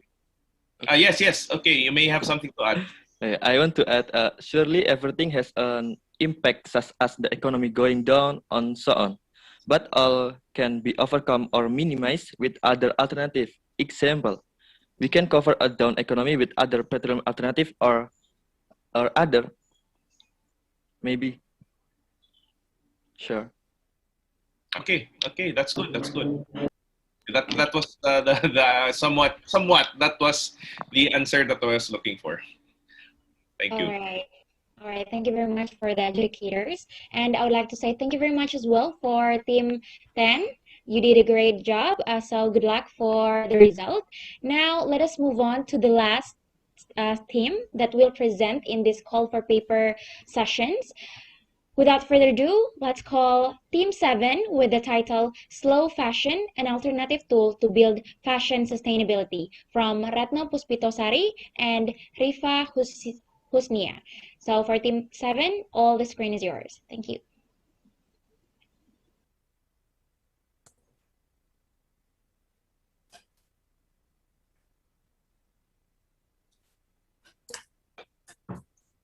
Am I audible? Yes. Ya. Bismillahirrahmanirrahim. Assalamualaikum warahmatullahi wabarakatuh. Good morning to the judges and all participants. I would like to thank you for the chance that's given to us. Here we want to present our paper about slow fashion as an alternative tool to build fashion sustainability. Next. There are 2 points that became the main background of our paper. The first is the sustainability issue, and the second is the fast fashion industry impact. In the last few years, sustainability issue has arisen as the primary concern. The society has aware about the impact what they do towards the environment and the social condition as the impact. Also, there are several organizations who were born on these demands of environmental preservation and labor condition. The second is the fashion sector, perhaps does not get as much attention as the mining industry. However, they also have a lot of consequence towards the environment and social conditions. Due to this problem, so slow fashion is present as a sustainable solution for the fashion industry. Next, the fashion for today. Fashion is traded in large quantity and globally, just like a food. It comes from factories such as Bangladesh, then it's shipped to other countries to fulfill the society needs. Then it demands to be quick, demands to be designed easily and quickly. Then, therefore, the term fast fashion has emerged. Fast fashion is business model which is rapid in production, short in lead time, and quick rotation. This model has been implemented by famous fashion brands such as Zara, H&M, Forever 21, and many more. The fast fashion has offering new styles by adopting exclusive designs from the catwalks. Besides that, they offers low prices, frequent rotation, that it encourages over consumption, which leads to waste. Next. Yeah, as we mentioned before, consumers nowadays tend to buy clothes based on style and trends. Also, research by Greenpeace International show that fast fashion business is growing rapidly, by clothing production doubling from 2000 and 2014 with sales increasing. Next. This is the effect on the environment. According to United Nations Climate Change News, the fashion industry contributes around 10% of global emission. The second is, according to Ministry of Environment and Forestry of Republic Indonesia, textile waste was contribute around 2.76% in 2020. Also, there are environmental hazards during fast fashion production, and the unintentional acts such as washing synthetic textile in industrial laundry or household creates primary microplastic to the abrasion. Around 34.8% of microplastic release came from the laundry of synthetic textiles. Next. The next slide will be present by my friend Riva. Okay, thank you, Mbak Retno. Then about the concept of slow fashion. Slow fashion is about designing, producing, consuming, and living better by considering environmental and social sustainability, and by creating beautiful and conscientious garments at a lower speed. Slow fashion is not about being contrary to fast fashion. The slow here is considering the value add of the product, like a durable product and traditional production techniques, such as wool and tenon are considered slow fashion. Okay, next. Slow fashion is commonly related to sustainability because slow fashion can be considered eco-friendly due to the minimized usage of resources and waste during the production process. So designer could make several efforts to create sustainability fashion. 1. Apply ethical fashion.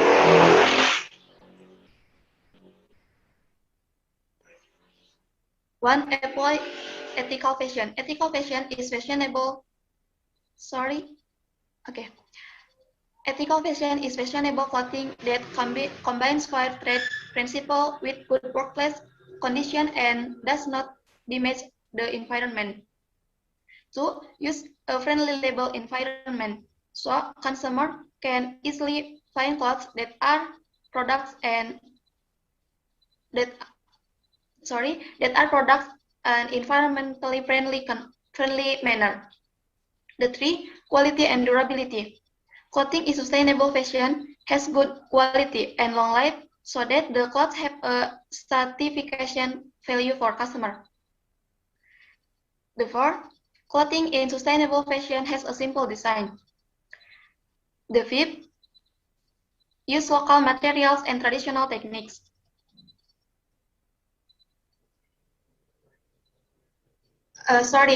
It's a typo. The SIG applying zero waste and modular structure. Zero waste is namely designing patterns by utilizing material as much possible and minimizing waste. And modular structure is namely the modification of clothing pitches that can be changed according to the wishes consumers. Okay, next. Then about labor condition. The majority of manufacturing located in low-income countries. The fashion industry is one of the most labor-intensive industries, and 80% of 75 million working in fashion supply network are female between the ages of 18 and 24. And with the slow fashion concept, the labor involved in producing such garments receive higher wages and greater protection. Okay, next. What will determine the success of slow fashion is how designers and companies introduction idea of slow fashion and convince consumer to release sustainable fashion to create a good environment. It is because the output product from the slow fashion industry tends to have a higher price. Okay, next.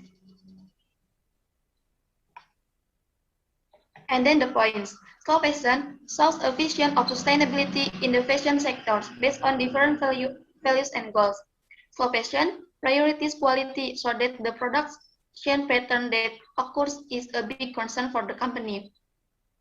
And sustainability fashion education must continue to be pursued because environmental responsibility belongs to everyone.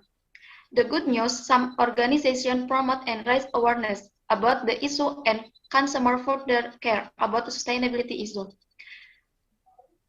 The last slow fashion is an excellent concept to adopt for the better fashion industry towards sustainability. We believe that the best practice of slow fashion will be present soon. Okay, next. Okay, everyone, that's our presentation. I'm sorry if we have a mistake. Thank you for your attention, and wassalamualaikum warahmatullahi wabarakatuh. Waalaikumsalam warahmatullahi wabarakatuh. Thank you very much for Team 7 for your material talking about fashion. All right, now let us give the time for the adjudicators to give comments regarding the presentation from Team 7. Time and screen yours. Professor Mac, you would like to go first? Yes, I would. I have something in mind. Thank you, sir. Okay. Okay. With regards to your paper, Slow Fashion, I think this actually, I would like to comment that actually posits a very unique among all the other papers. It is quite unique because you are addressing the fashion industry. Which of course has been largely under the radar concerning economic studies. In this case, I would like to ask a question. I think this might be my only question. You've mentioned in your paper that there are of course the processes of crafting and creating the garment. Now, my question is, do you think that in the long run, because definitely when we consider everything, the sustainability, like ethical labor practices, materials that are does not go to waste, it's definitely going to be expensive. Do you think that it will have a negative impact in the economy in the long run, considering that the fashion, the clothes that you're going to be wearing, if all will adopt it, are going to be quite expensive as these practices are being developed? Will it have a negative impact on the economy? Because right now, the clothes that we wear are relatively cheaper because of mass production. But if it's going to be expensive, will it have a negative impact on the economy as a whole? You may answer the question. I want to answer the question if about that. May it have negative impact to the economy as a whole with that expensive price like that? Yes, because it's going to be expensive. If we follow it's definitely going to be expensive. I mean, in the future, if the best practice has been applied, I mean, and the good environment supports the concept of slow fashion, I think it also the price may be going lower if the environment, if this all the parties support the concept. I think that, like that. You think like that? Okay, good. I'm satisfied. Thank you.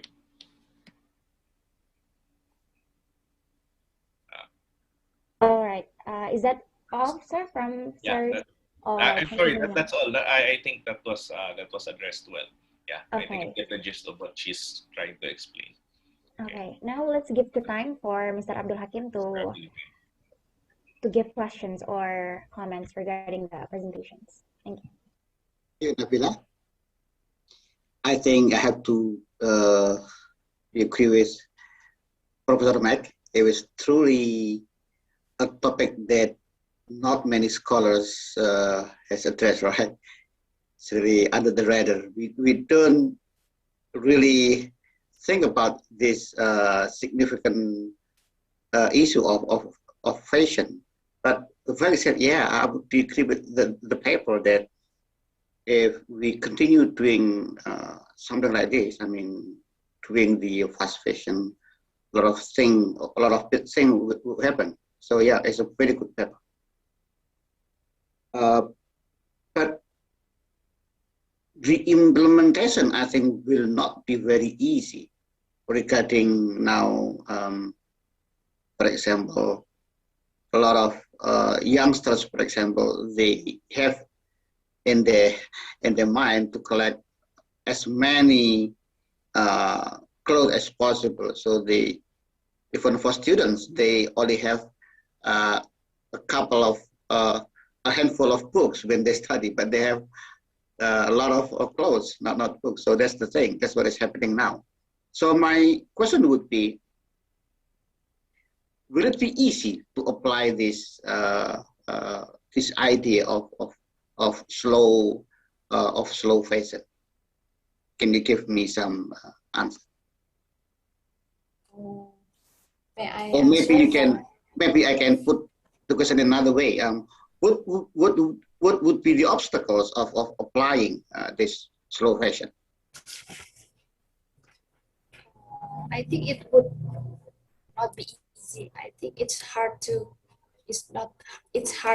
implement that concept, but there are in Indonesia there are several, I mean, like organization or like small medium enterprise that has implemented that concept, such as, wait, I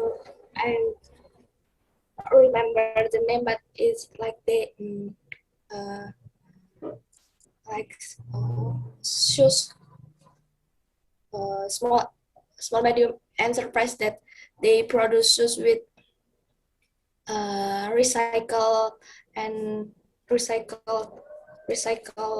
materials and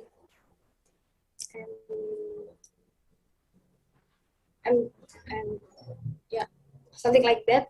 I think it's hard, but in Indonesia there are several small medium enterprise that has implemented. I think it's a good ways to pursuing the slow fashion in the future. And the obstacle is the society is not relate or is not what it's called, is not relate or knowing that slow fashion concept and the price that fast fashion has offers is low price. This is the obstacle, I think. Do you have any data or based on your knowledge, what is the country that already apply this idea the most? Do you have any data or something like that? Which country that do you think apply this issue the most right now? I'm sorry, sir, I don't have data, but as for literature, we read that it's only small, medium enterprise, not a whole country. Okay then. Okay, Nabila, I think that will go for me. Thank you very much. All right, thank you very much for two of our adjudicators. Now, I would like to say thank you very much as well for Group 7 as a closing group in today's Call for Paper competitions. Right now, ladies and gentlemen, we have seen the presentations from the 5 selected papers, and now let's give the time for the adjudicators to calculate the scores to seek the top 3 as the winner. And for the award itself, the announcement, let's keep it till the last day of our international agenda. All right. So I think that's all for the Call for Paper competition sessions. Thank you very much for everyone for the participations. Next, we will give back to the Master of Ceremony, Miss Ulfa Huindria. Thank you. Wabillahi taufiq wal hidayah. Wassalamualaikum warahmatullahi wabarakatuh. And good morning, everyone. Thank you. Thank you, Nabila. Thank you, Professor Mike. Thank you. The Thank you, next sir. agenda Thank you, is business plan competition. Good luck for your presentation and hope you will get the best result. To Ms. Najula Gina, the forum is all yours.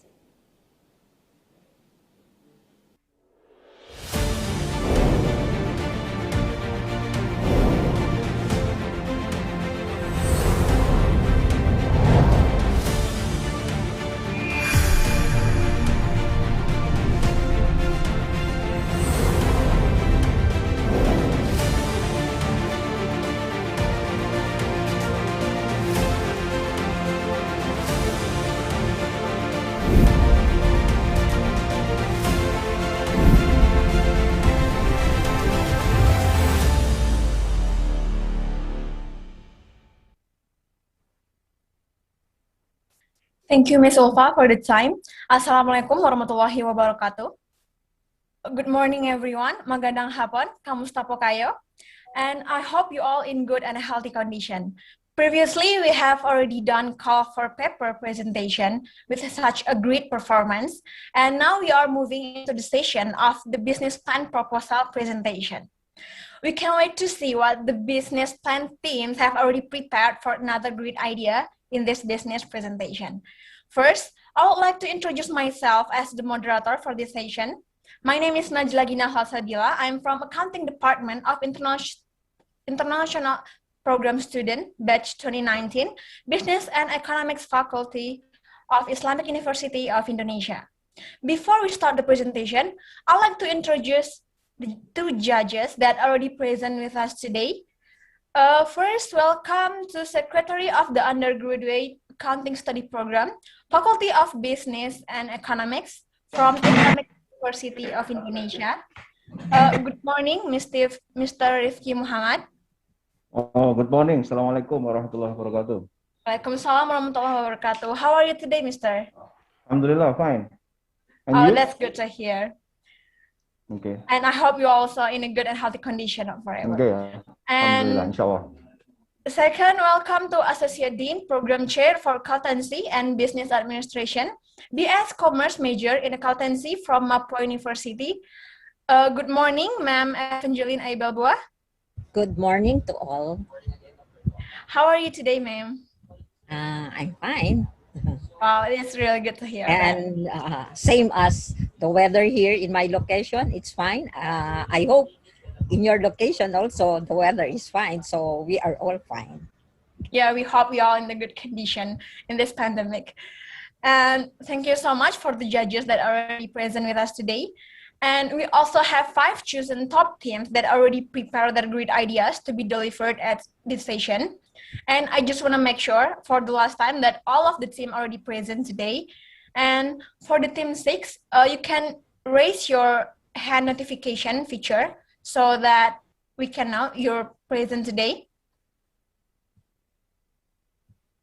Okay, thank you so much for team 6. And also there will be team 7 for business plan competition. Can you please raise your hand? Okay, for team 7. And we move on to team 18. Team 18, would you please raise your hand notification? Thank you so much. And for team 27, okay, thank you. And for the last, there will be team 26. And also team 27, yeah. Thank you so much, guys, for your cooperation. And I want to remind you all that for this year, business plan proposal bring up the theme that is called gaining profit with considering ESG aspect. ESG that is stand for environmental, social, and corporate governance. And there will be some rules during the session. The first one is the order of the presentation will be carried out based on the announcement that is already listed and cannot be contested. And second, the time that is given to the participant to present their business plan proposal is 10 minutes. And there will be also another 10 minutes for Q&A session. So the total will be 20 minutes in maximum, and which will be counted down since the opening of the presentation. And each participant who is part of this forum is allowed to ask any question to the presenting group and within the time specified by the moderator. And for the Q&A session, it will be first given to the adjudicator. And then when the adjudicator is finished with the Q&A session, and the participant in this forum can also give any question by sending a raise hand notification to the main room or typing a question in the column chat box. And all participants in this forum are required to turn their camera on. So the moderator will assume that participant is present. And I would like to remind to the judges, and you can fill the score for proposal and also presentation in the spreadsheet that already prepared by the committee in Google Drive. So when today's event is end, and the committee can calculate the result after that.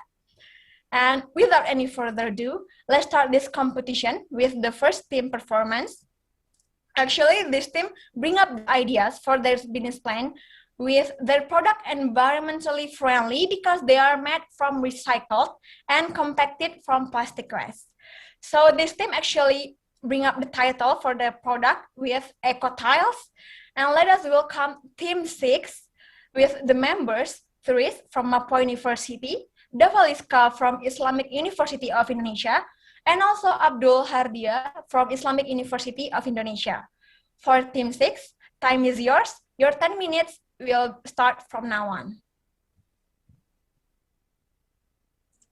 So, good morning, everyone. We are Group 6, and we will be presenting our proposed product, which is Eco Tiles.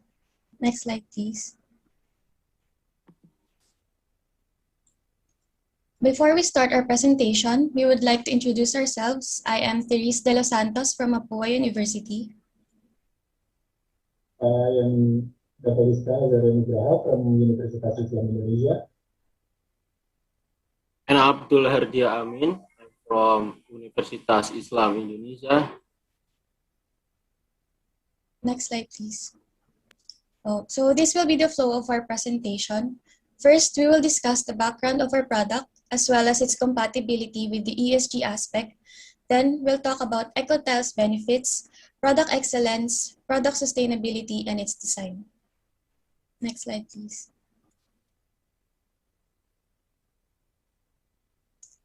So background. Pollution is worsening as time goes by, and this does not only affect the environment, but also has an adverse impact on human health. One of the main contributors to pollution is the overflowing amount of trash, specifically cigarette butts, plastic bags, bottles, and cans. This trash fills up the ocean, therefore causing water pollution and poses harm to sea creatures. From 1950 to 2015, There are about 8,300 million tons of plastic waste in the world, but only 9% of these are recycled. To help minimize the excessive buildup of trash, we thought of a product that uses recycled plastics to make tiles named EcoTiles. Since the pandemic started, people have been staying at their homes due to quarantine, and to fight against boredom, people can opt to beautify their homes by renovating them. This product is already available in other countries like India and UK, and it showed a promising purpose since it is purely recycled. The team wanted to bring this product to Indonesia and the Philippines, wherein plastic waste are poorly managed.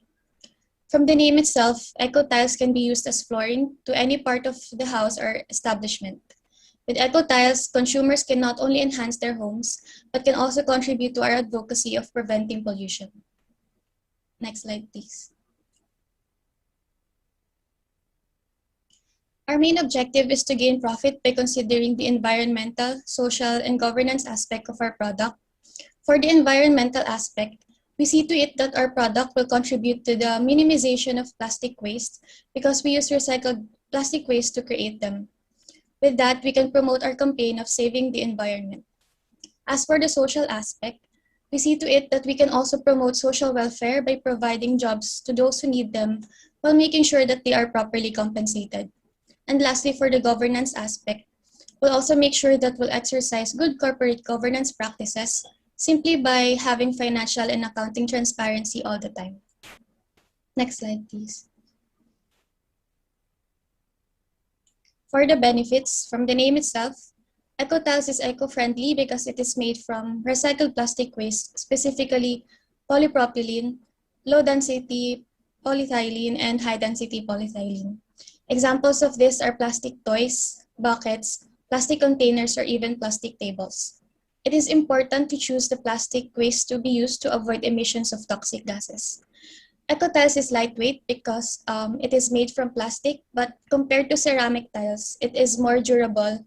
And lastly, EcoTiles is priced at 45 pesos or approximately 13,140 rupias. The price is cheap and reasonable for its sustainability since this product may last for 30 to 500 years. Next slide, please.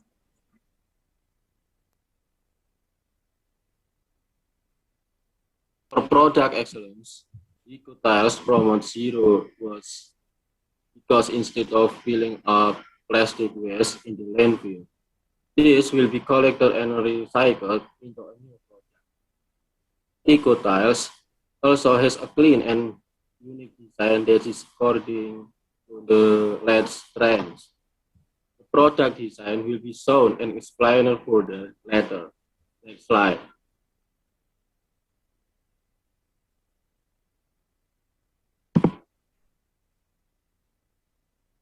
Next slide, please. There is a said earlier that EcoTiles are durable and lightweight. Additionally, it is budget friendly, which means that people who wanna save money can still have the opportunity to beautify their homes. Lastly, our product is heat resistant and weatherproof because the floor doesn't get too hot with exposure to the sun. Next.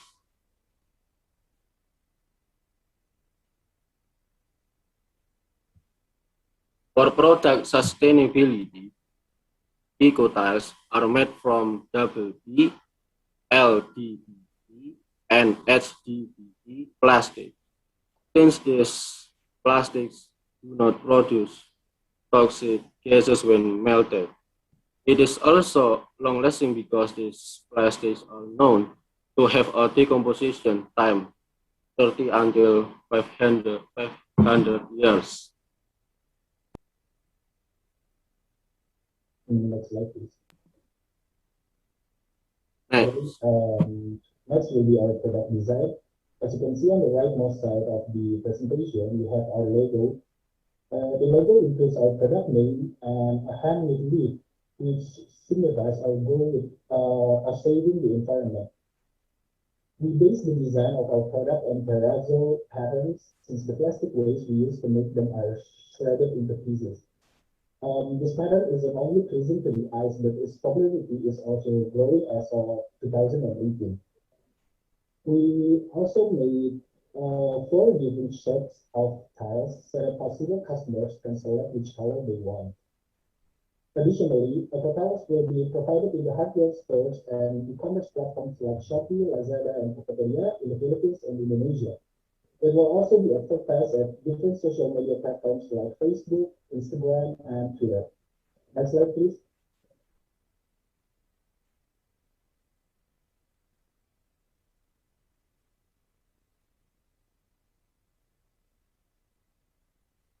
To conclude, plastic waste have been populating the world for some time now, and this doesn't only affect nature, but also the living creature like humans and animals. In order to lessen or even prevent further accumulation of trashes, everyone must at least help, even in their own little ways. Even just purchasing things that are environmentally friendly can help save the world. And we can assure you that eco-tiles is one of those. If the community helps the government in reducing the number of plastic waste, these micro events might have a macro effect in the future, not only for the economy, but also for the sake of our environment. So there is the end of our presentation. It's been an honor to be in the top 5 and to have a chance to share with everyone about our business plan. Thank you for your time and attention. We wish you all a blessed day.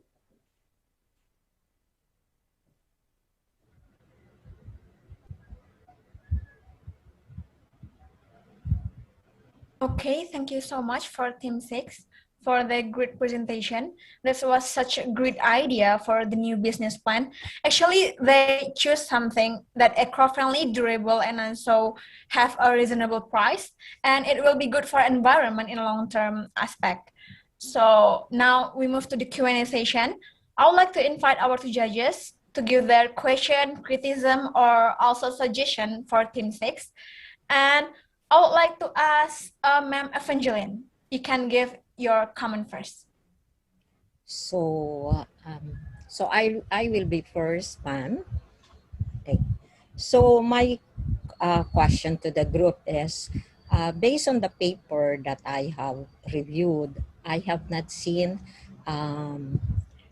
First of all, your paper is really aligned with the team that is gaining profit, considering the ESG. Okay, so you have done a good job on that part.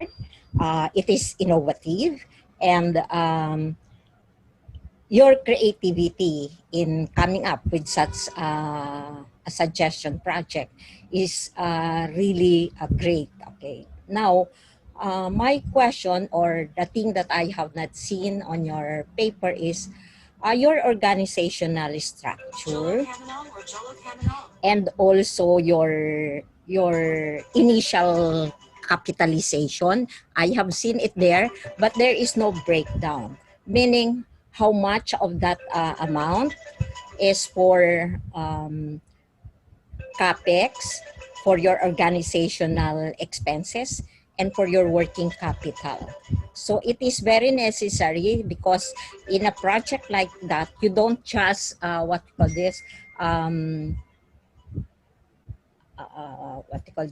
project, or I think this is the budget.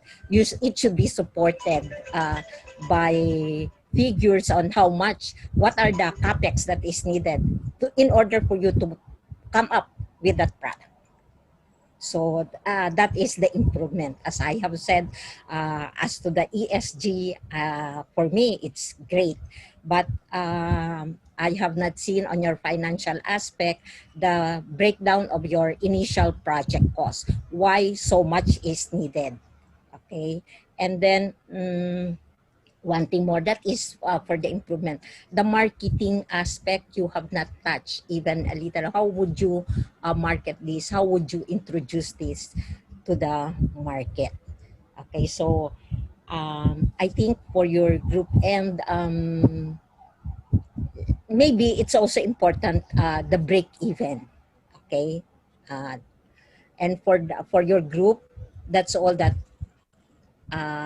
matters to me in order to have an enhanced business plan. Okay, thank you. Thank you so much, Ma'am MG, for your critique and suggestions to Team 6. And also, I would like to ask Mr. Rifki to give your insight for Team 6. Okay, thank you, Najla. Okay, congratulations for Group 6 for the idea regarding the tile, okay, eco tile.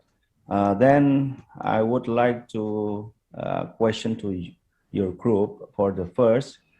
Would you mind to explore regarding the originality of the idea? Maybe you can prove from the previous literature or previous product that the same with your idea.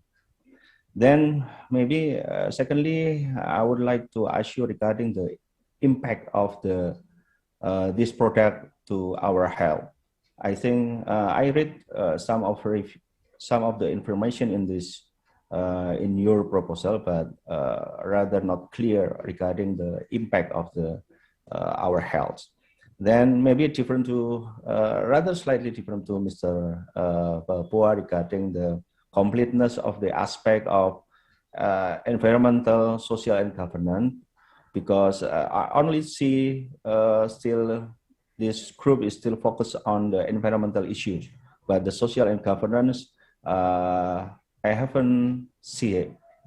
For let's say how you can what is proof that this product can give impact to the social or any contribution of the community to contribute maybe from the raw material or maybe from the production. I think enough. Thank you, Najla. Thank you so much, Mr. Rifki, for your insight and suggestion. Is there any additional question from the judges, or you can ask to Team 6 for the business plan? May I also add this, also the organizational structure, so that we would know on the initial onset, how many people do you need? So because this will, of course, as we have said, generate employment. So, and employment will generate, of course, taxes to the government in order for the government to defray its public mission. Okay, so that's all. Thank you again. Yeah, thank you, Ma'am Evangeline. Thank you so much for the judges to give their insight and also suggestion for Team 6. And for the next presentation, it will be from Team 17. They bring up the ideas for their title of product with Matsa, install traditional dream product. And their members is Nabila from Islamic University of Indonesia and also Jemia from Islamic University of Indonesia. For Team 17, time and screen is yours. Your 10 minutes will count from now on. Alright, we actually from group 16, not 17, but okay, I will start this presentation. Okay, the Honorable Mr. Rifki Muhammad SH, MSc, PhD, SAS, and the Honorable Ms. Evangeline Balba, CAP, MA, MBA, and all the participants that attend this morning. Assalamualaikum warahmatullahi wabarakatuh. Good morning, ladies and gentlemen. We are so glad to have this opportunity to give a presentation for our business plan about matcha, traditional instant drink. Before we begin, let me introduce my group members. Okay, for the next slide.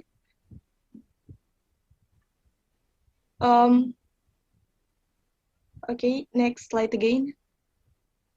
Okay, for the group member, there is Nabila Suyuwardani from Accounting Department, Universitas Islam Indonesia, and Wijemia Muklisa Fadila from Accounting Department, Universitas Islam Indonesia. First, we will be discussing about the background. Okay, next slide. The trend of instant product is currently in demand by many people, especially young people. Limited time and energy are the main factors why instant products are a trend today. One of them is the instant drink trend, where a movement like this will gradually get rid of the traditional drinks that exist in every area. Besides the manufacturing process and the limited raw materials, to make materials to make traditional drinks, sometimes many people do not even know how to make it. Therefore, we would like to make matcha an instant traditional drink to answer this issue. Now, let me tell you about our problem formulation. The first one is how to make instant product but still considering the environment, and how to maintain the popularity of traditional drink in the middle of the rise of instant product trends. Okay, for the next slide, now we move to our product benefit. Our product matcha providing solution to answer the problem by creating an instant product for traditional drink and participate in making the public aware of the environmental damage because of the plastic packaging waste, and also participate in promoting traditional drinks so instant traditional can be known by the wider community. Okay, for the next slide, we will talk about our product description. Matcha is a business that makes traditional beverage product into instant product according to current market needs. Matcha is a traditional instant drink priced at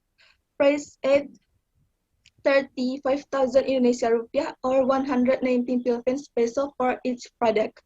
Our product will be distributed to various countries so that foreigners can try and make our product into a simple and easy way. With this product, tourists will be more familiar with traditional Indonesian and Philippines drink. It is also expected to increase the desire of tourists to visit Indonesia and also Philippines. And currently, there are two products that we will produce. There is Buko Pandan and Cendol. The customer can keep it for approximately 2 years from the day of production. Okay, for the next slide, I will explain about our target market. So there are 3 types of market segmentation for our product. The first one is from psychographically. Matcha is intended for young people who like comfort and practicality as nowadays trend and modern lifestyle. And for the second is geographically. Matcha has a marketing concentration abroad and also in tourism places in Indonesia, such as Bali and Yogyakarta, that are visited by many tourists. This product is also expected can be exported to various countries. And the last one is from demographically. Matcha targets young people as its market segment. For the next topic will be delivered by my partner Nabila. Nabila, time is yours. Thank you, Jenia. Well, okay, I will continue to explain our product design. Next slide. So here you can see our design for paper cup packaging. This is made from renewable resources. Next slide, please. Okay, the renewable resources, which is paper and can be recycled. So the step-by-step how to make our product will appear on this paper cup. Next, this is our design for paper box packaging. It's made from the paper also, which is eco-friendly and sturdy. Next, this is our design for ingredient sachet pack. This eco-friendly packaging made from seaweed. This edible plastic, no allergic risk, and of course halal. It also renewable. The cultivation is easy and fast, only for 45 days, much faster than the other biopackaging materials. Next, now I'll explain how to make our channel product. So each cup contains 3 ingredients sachet pack inside. There are coconut sauce pack, sugar sauce pack, and flour pack. So step 1, cook the cendol flour pack with 200 ml water. Step 2, put the cooked cendol mixture into the piping bag. Gently press the piping bag into the basin with cool water. Step 3, for the sugar sauce, boil all the ingredients in the sugar sauce pack with 250 ml water. Step 4, also for the coconut sauce, boil all the ingredients in the coconut sauce pack with 250 ml water. Step 5, put the cendol into the cup, pour the brown sugar sauce and coconut sauce, add some ice cubes, and the cendol is ready to serve. Next, now I'll explain how to make our Buko Pandan product. This product also contains 3 ingredients sachet pack inside. There are sagu pack, coconut jelly pack, and sauce pack. So step 1, cook the coconut jelly pack with 200 ml water. Step 2, boil 60 ml water. Enter the sagu per pack. Stir it well. Wait for 2.5 minutes. Stir it well again. Add 25 ml water and wait for a minute. Lastly, add 25 ml water again. Stir it well and wait for a minute. For step 3, for the sauce, boil all the ingredients the sauce pack with 500 ml water, let it cool. Step 4, put the coconut jelly and sagu pearl that already set into the cup. Pour the sauce and sprinkle with the cheese if you like it. Add some ice cubes into the cup and cook and ready to serve. Next, now I'll explain our product excellent. Matza is an instant and durable product. Our products raw material are easy to find, easily obtained and exported to various countries. Help the tourism industry by increasing the percentage of tourists that visit our country. Small packaging leads to cheaper cost shipping. Travel-friendly, biodegradable packaging with renewable resources. It contains many vitamins and minerals. Our products are made with responsible materials, produced in an ethical way, has an efficient life cycle, and can be disposed with minimal impact. Next. Now I'll move to product sustainability. So it is undeniable that customer satisfaction is the most important thing to support our business, because customer satisfaction plays an important role to get benefit from our business. If customer gets satisfaction from our products, it is likely that they will continue to buy our products again. So here, I'll tell you how to make our products sustain in the future. So we will always try to provide the highest quality for our products. We will innovate with considering the impact on the environment, collaborating with influencers by making products with limited edition design, giving bundle sale, adding new traditional beverage product, promotion to various media platforms, also collaborates with content creators such as Jerome Pauline, who can create content for our matcha product with his Japanese friend. We also want to collaborate with Dubos, or ambassador from many countries around the world, as one of the vendors to supply the gift when there are events attended by people from various countries. Next.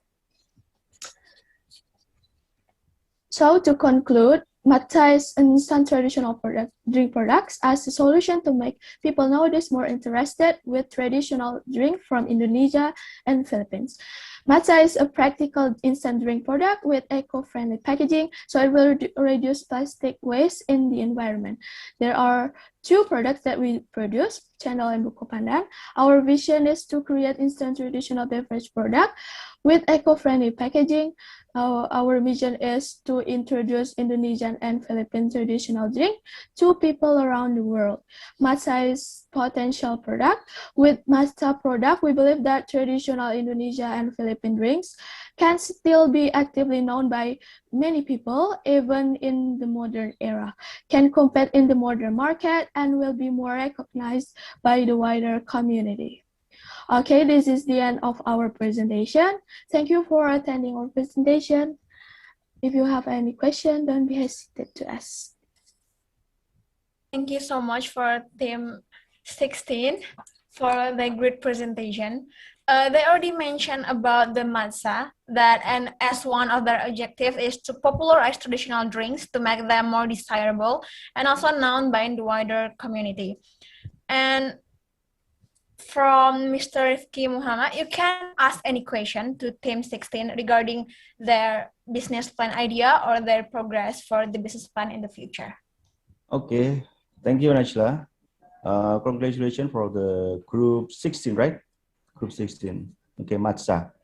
Okay, I see a very good innovation for this group, and then maybe I need to know regarding, is there any other innovation rather than the packaging? I still see the innovation still on the packaging, and maybe how you attract the people to consume that, you know, that currently many competitors in the market regarding this these products. So you need to understand regarding how to sell the product, how to have what is the segment of the product. Then maybe the other issue regarding the involvement of community, because you know the theme of this competition is social governance and also environment. So you have to mix 3 of the issue. But I haven't seen regarding the involvement of the community when you can contribute to this paper or your business plan. I think these 3 issues, Najla. Thank you. Okay, thank you so much, Mr. Rifki. Maybe for Team 6, you can add additional comment to Mr. Rifki's question and also statement.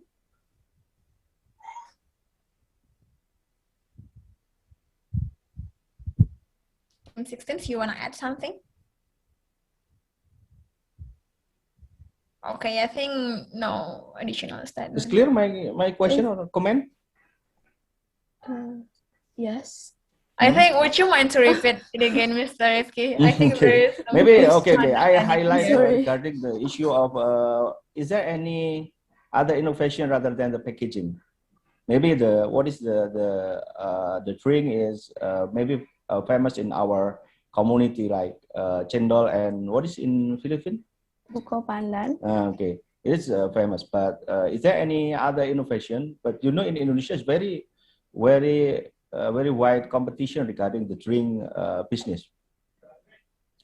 But for the competitors, I think I never find before for the product that they make cendol and buko pandan, sir. Therefore, we want to produce this product to represent Indonesia and Philippines. Okay. Is there any involvement of the community? Maybe the contribution of the community. Yes. Okay. What is the example? Community. We want to also make a plan with like Go Green community. We also want to contribute in FOWare to FOWare company to be our vendors to make eco-friendly packaging. We also want to plan with contributing with Kemenparekraf to distributing our product. Therefore, our product will be more known by the wider community. Okay. Is there any community for, let's say, for the raw material or maybe yes, the drink? Okay. Oh, the raw material of the drink. Yes. Sorry, sir. For the raw material, right? So, yeah, we also have the vendor for raw material. So the price will be cheaper than so we will get more cheaper price from the other. Then we will sell it with the right price, sir. Okay, thank you. Good luck. Yes, sir. Thank you. Thank you so much, Mr. FT, for the insights and question. And now we would like to move to Ma'am Evangeline. You can give your comment, question, and also suggestion to Team 16. Okay, again, good morning to all. Okay. My question, I agree with what our first adjudicator has said, that as to innovation, the only thing that is transparent with your presentation is the packaging. As has been said, these traditional drinks is already proliferating in the market. And so what is your competitive edge? I haven't seen your unique or your distinct competitiveness over the existing ones. Okay, and then you have said that one of the advantages of this product is it is instant and durable. Can you explain further what do you mean by the durable? Because it is what you are producing is the drink itself. Correct me if I am wrong. Not the packaging. The packaging you will be having a supplier on that. Am I correct? Team 16. You have a supplier for your packaging materials. Okay, yes, so you don't make it. You are so what you just are give our design. So I would like you, the group, to expound more on what you have said as an advantage, that it is an instant and a durable product. So for the instant, the way so this product is instant because you just make it easy. And for the durable, durable here is the packaging, because our because our packaging is durableness. No, I mean like our product can durable. You can save it like approximately 2 years. Because of that, we tell that our product is durable. Isn't it when we talk of being durable, it's long lasting? Okay, so endures the weather or whatever. But as explained by you, you are not making your packaging. Okay, you just have a supplier for that.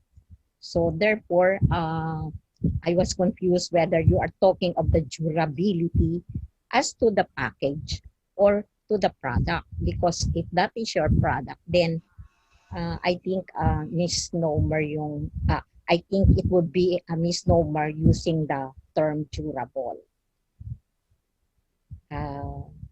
So durable here, as I explained before, we use seaweed for our packaging, and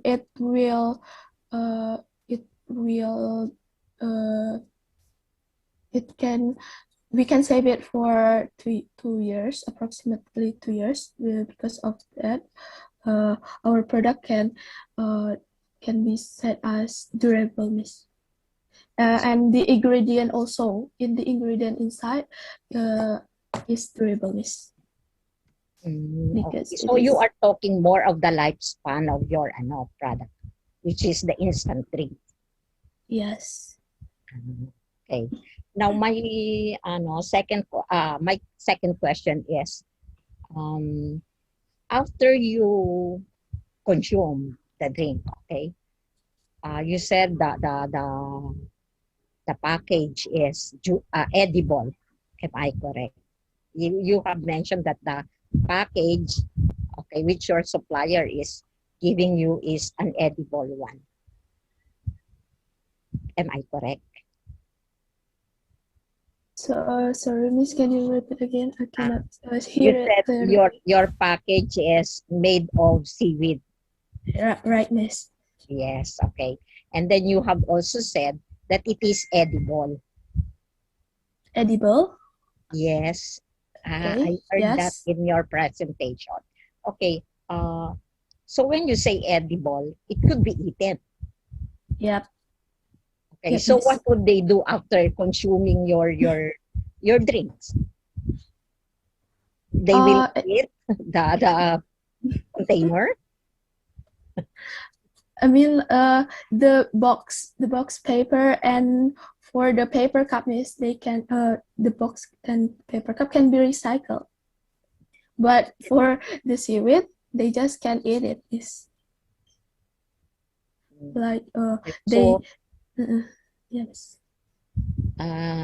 So they can preserve it, and later they could reuse it for another what you call this, content, something like that. But it will not be eaten. Because when you talk of edible, for me, it's after that I can eat that. Yeah, miss. For we mean like for the seaweed, it is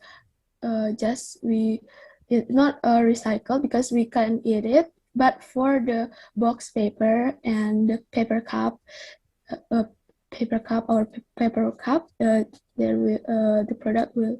packaging that can be recycled, miss, and reusable again. Okay, so that's it. I'm just curious, what will I do after that I have consumed the content? What will I do with this? If I am just belonging to a poor family, can I preserve it and then later use it as an additional viand or what? Isn't it? So that's all for the group. Another one that I would like to see is, again, as I have mentioned also, I have seen your initial capitalization, but I haven't seen the breakdown of that. How much will be the capex, capital expenditure that would be relating to the equipments that you will be using, and then the working capital for you to go on a day-to-day operation, and then of course your organizational costs. Okay, so don't worry, kasi I think I have also that comment in the earlier group. Okay, so for now, and then also it's good also to mention again, as I have said, your organizational structure. Okay, so for that, that's all at my end. Thank you. Thank you so much, Ma'am Evangeline, for your statement and also comment to Team 16. And Team 16, that was a great presentation. Thank you so much. And now we would like to move to the next team. Actually, this team also have the eco-friendly product with the title of Eco-Friendly Soap Without Palm Oil. They are from team 18 with the group members Hanan from Islamic University of Indonesia, Novi from Islamic University of Indonesia, and also Samantha from Malayan Colleges Laguna. To Team 16, time and screen is yours. Your 10 minutes will start now.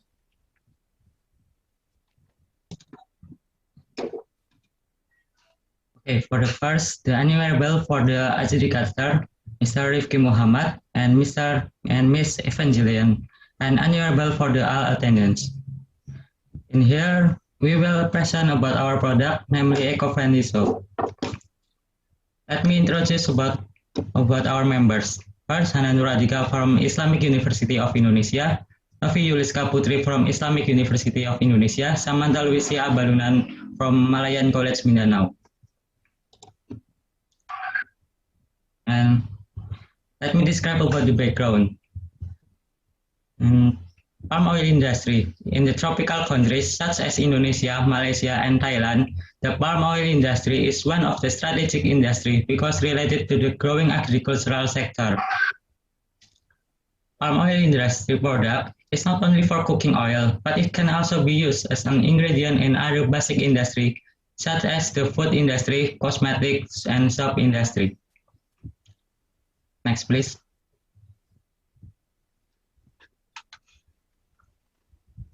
In the macroeconomy, the palm oil industry plays important roles, such as the large strategic foreign exchange earner, the locomotive of the national economy, building energy, the people's economy, and the absorption of labors.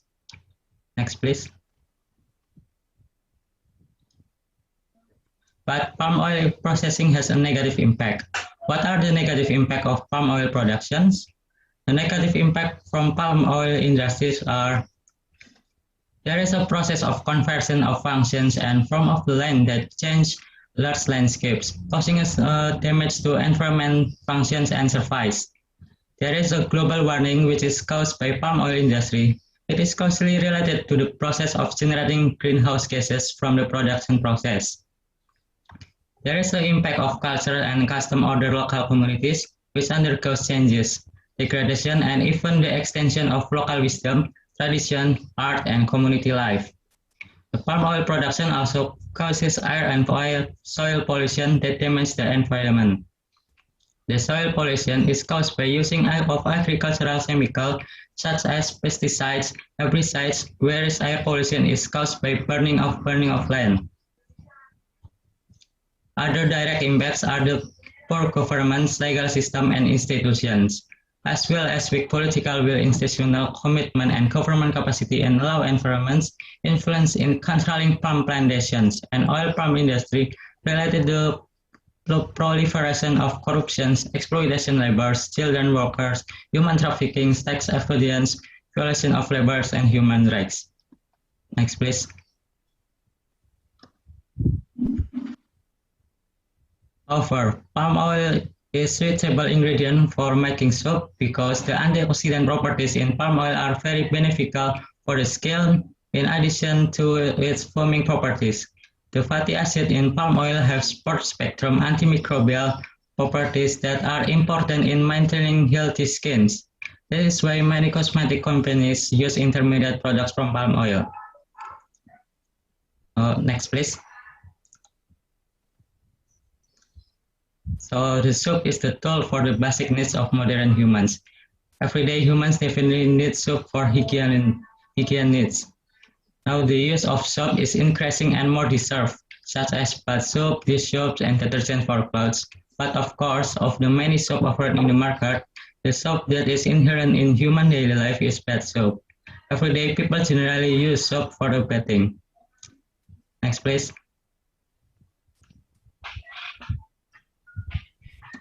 For this reason, we plan to make environmental friendly soap, which we call the ASP product, namely eco-friendly soap. Then what are the benefits of our products? More will be explained by my friend Samantha.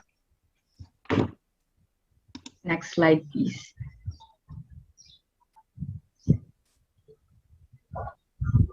Next slide.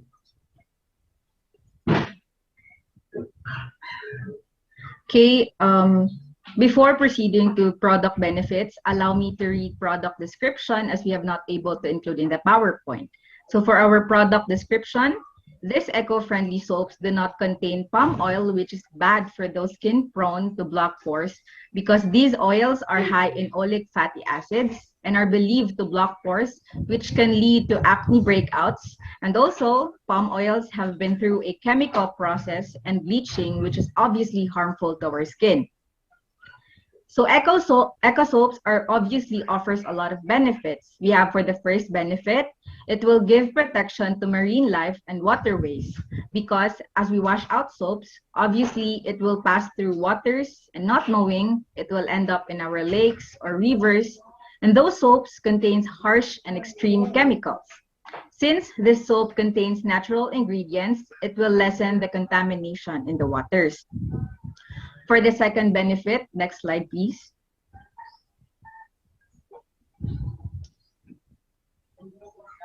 For the second benefit, we have this soap will save your skin because it contains healthier and organic ingredients in producing the soap. Our main materials or ingredients are olive oil, oats, and lavender buds for fragrance. Okay. For the third benefit, next slide, please. Third benefit is it will help lessen animal cruelty. You may not know, but you may be rubbing or using insect vomit, cow lard, or lanolin from sheep's oil glands. In addition to that, some soap brands are conducting cruel and deadly experiments on sensitive animals such as rabbit and mice. Our products protect not just only humans and the environment, but the animals as well. It will be gone through computer modeling techniques or silicon models. We have for the last product benefit, next slide please. We have healing properties.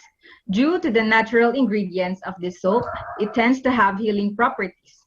For example, olive oil soaps can relieve eczema and psoriasis. It also helps with acne. For the next slide, please. So for the product advantages, we were able to come up with 3 advantages. We have healthier and more safe. It can support economy and steps towards living in a healthy environment. Next slide, please. For the SWOT analysis of this eco-friendly soap, we have strength, a good product image, easy to operate, no harmful effects to human. We have weaknesses. The effectivity of soaps might not be as powerful as those traditional processed soaps. Uncertain about efficiency. Our soap has not been established a brand yet, and production costs are quite expensive. We have for the opportunities. Eco-friendly products are arising these days. There aren't well-known eco-soaps in the market yet. Support local soap crafters and good generating income. We have for the threats. Well-known brands might try to expand in eco-friendly soaps, price war, and imitation. Now I will pass the presentation to Ms. Nobi about our product design. Next slide, please.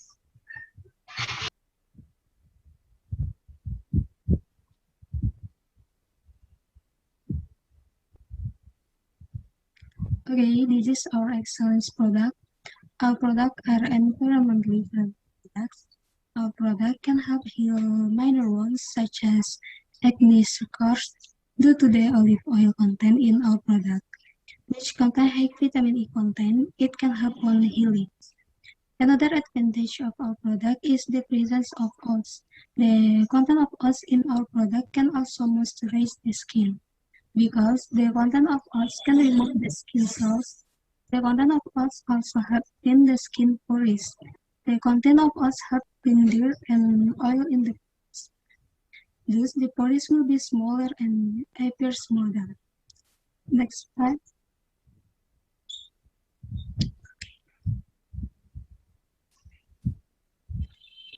And this is the sustainability of our products. In the future, our product will reduce the use of palm oil and replace it with environmentally friendly ingredients, such as olive oil and oats. And furthermore, we will also try to reduce the disposal of liquid waste that is harmful to the environment, especially for living things that live in water. And finally, reducing the use of hazardous chemicals. Our product will use safe ingredients and do not use chemicals that are harmful to both the skin and the environment. And next slide.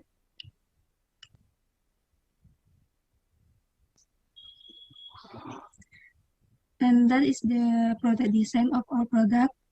We make soap cubes for original product and design tubular soap for products that have oat flavor. We try to make elegant soap products to attract consumers. Then we also want to create more value in our product. Of the design of soap with oat flavoring in the form of a tube, and also want to create competitiveness to be able to compete with other soap products.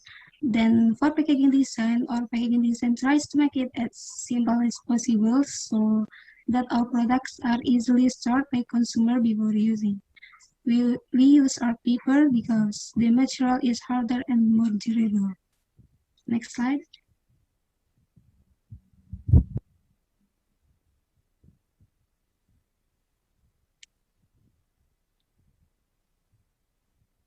Thank you for your attention, everyone. Assalamualaikum warahmatullahi wabarakatuh.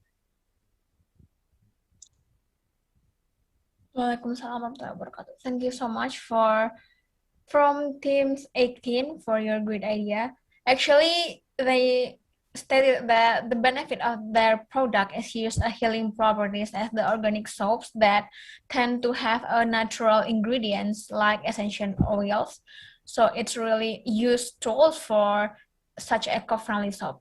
And I'd like to invite Ma'am Evangeline to give your ideas and any question or opinion to Team 18. Okay. Once again, good morning. Okay, so the group has come up with a business plan that clearly I could see the innovation that you are introducing. Okay, that is not using palm oil because of the dangers in our environment of using that. As to the creativeness, I'm somewhat not so much giving more weight for the paper of the group because these are already, I think, in the market somehow, kaya lang, but yours is using other ingredient instead of the palm oil. However, as you have said, this could be pricey compared to the ordinary soap using synthetic ingredients. Okay. Now, my question to the group is, how would you now market it so that the public would, so that you could have demand and demand would translate to sales? Okay, for the marketing, we will endorse with environmental activities, and ask them to introduce our products to the consumer. So I hope the consumer will attract with our products. Okay.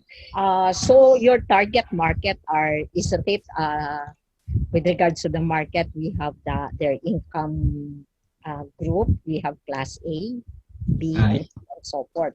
So you will be targeting what class of market or group of people as to income?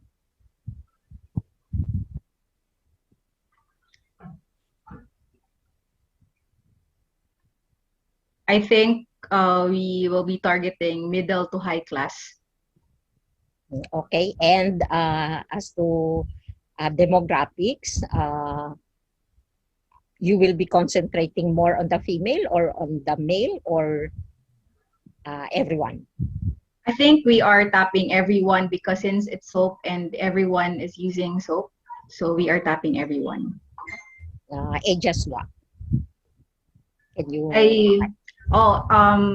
It could be 15 to 60 years old because we aren't sure if this will be good for those infants and oldies. They have sensitive skin, so we are tapping 15 to most likely 59 years old. 59? Why not why not over 59? Why don't include them? Because they have already established their income, and so they could afford, I think, your plan. Yes, but I think 60 and up, they have this sensitive skin since they are getting old. So we are not sure if we can, but we can make other products specialized for those infants and those 60 years old and up. But you have said your product is intended for those people who have sensitive skin. So I think it's contrary to what you are saying now, that the 60 and above people have sensitive. Yes, but sensitive, like in general, because some old people have this particular skin diseases, it could be. Okay. Another thing, again, I am not so clear with regards to the presentation of your business model. Okay, so I haven't seen also, again, I am very particular what equipments do you need, and so I would like to see how the equipments will be acquired and then the capitalization that you needed, broken down again into the organizational cost, and then your working capital, and of course the capex or capital expenditure which is needed in the production of your product. Okay, so that would be an enhancement on your paper. Okay, no need to answer for that now. Okay, thank you. At my end, that's all. Thank you so much, Ma'am Evangeline, for your insight and opinion towards Team 18. And I would like to invite also Mr. Rifki Muhammad to give your suggestion and also insight to Team 18. Okay, thank you, Najla. Okay, congratulations to Group 18. Group 18 regarding the eco-friendly swap. I think slightly the same with the previous group, that still the governance and social issues still absent in this business plan. So I think you need to notice that.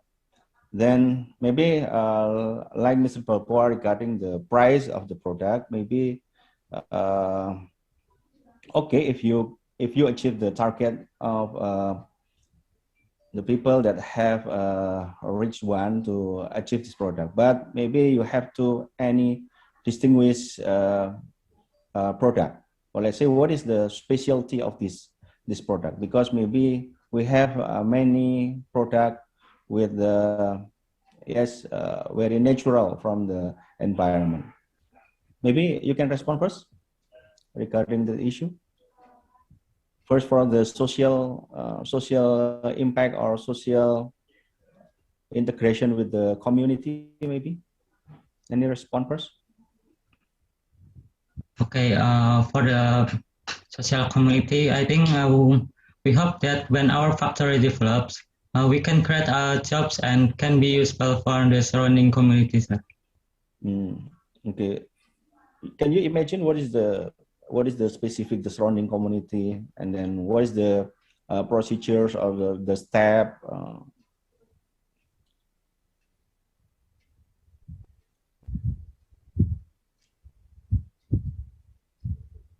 Maybe for Team 18, you can elaborate more step or the process. step, the process, right? Okay, thank you, Najla.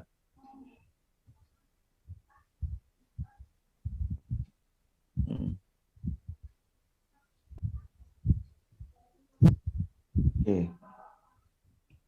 Okay, maybe you can add also regarding the assumption regarding because you say that any problem with the issues of palm oil, but I have no seen regarding the data, right? Maybe you can add regarding the data that prove your assumption, assumption regarding the problem of an environmental issue of palm oil. You have stated, but I haven't seen the reference or the previous study. Maybe you will add.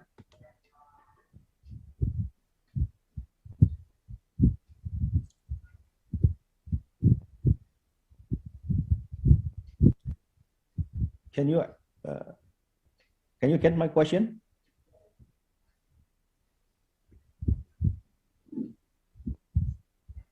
Maybe for Team 18, you can give some references or sources from the data that it's just a session. can, Just a session. Okay, they can add then. Thank you, Najla. Yeah, you're welcome. Yes, I'm sorry, I haven't add the reference and the proposal, but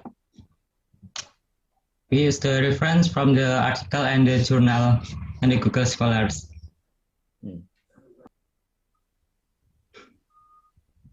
Okay, thank you so much for the answer. Do you still want to add more, Mr.? No. Thank you. Okay. Thank you so much, Mr. Rifki, and also Ma'am Evangeline for your opinion and also suggestion for Team 18. That was such a good performance from Team 18. Thank you so much. And for the next team, they bring up some ideas that from a delivery service that is called Ani Hatid Hain, a mobile market for delivery service. They are from Team 26, and the members of the group are Crystal from Malayan Colleges Laguna, Patricia from Mampu University, and also Melanie from Malayan Colleges Mindanao. For Team 26, time and screen is yours. Your 10 minutes will start now. Okay, I hope my audio is well. Okay. Salamat siyang, magandang araw, good day everyone. To all the ISM IBSI committee, professors, students, and to all participants in today's event, we are honored to present our business plan titled, next please, Ani Hatid Hain, a mobile market delivery service business which is made by 3 aspiring entrepreneurs, namely, next, Miss Patricia Ella Gubatan from Mapua University, Miss Melanie Zandra Olazo from Malayan Colleges Mindanao, and yours truly, Crystal Eve Taclas from Malayan Colleges Laguna. Next slide, please. The pandemic brought many changes in our lifestyle. Hence, it is called the new normal. We have considered the following information relating to the environmental, social, and governance aspects in the Philippines. We have carbon emissions caused by road congestions or traffic, particularly in the National Capital Region, the heavy consumption of single-use plastic packaging in markets, the rise of the unemployment rate due to the impact of the global pandemic, the limited food distribution channels of local farmers due to the heightened travel restrictions, as well as the extensive health and safety protocols regulated by the government. Agriculture plays a significant role in the Philippine economy, as it is an industry that mainly provides food security to the masses. However, recent News reports stated that the demand for vegetables grown in Cordillera farms has declined, causing huge income losses, at times bankruptcy, among farmers and traders in the mountain province. Plastics are also widely produced and consumed in the country because not only they are inexpensive, they are also convenient, lightweight, and versatile for most Filipinos. However, the Worldwide Fund of Natures reported in 2018 that up to 74% of plastic collected in the Philippines ends up in the ocean.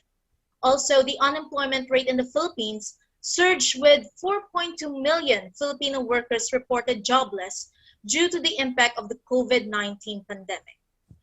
We see these information as a threat, but also as an opportunity to contribute solutions to ESG problems.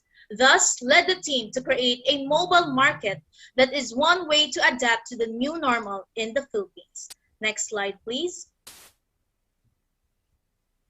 Ani Hatid Hain is a mobile market business that serves as an intermediary between Philippine local farmers and Filipino masses. The name is composed of Tagalog terms, which translates to crop, deliver, and serve in English, wherein fresh products will be sourced from the farms in the mountain province, then delivered directly to your homes that are ready to prep and serve on your dining table. Now on to you, Miss Melanie. How Ani Hatid Hain can benefit considering the ESG aspects?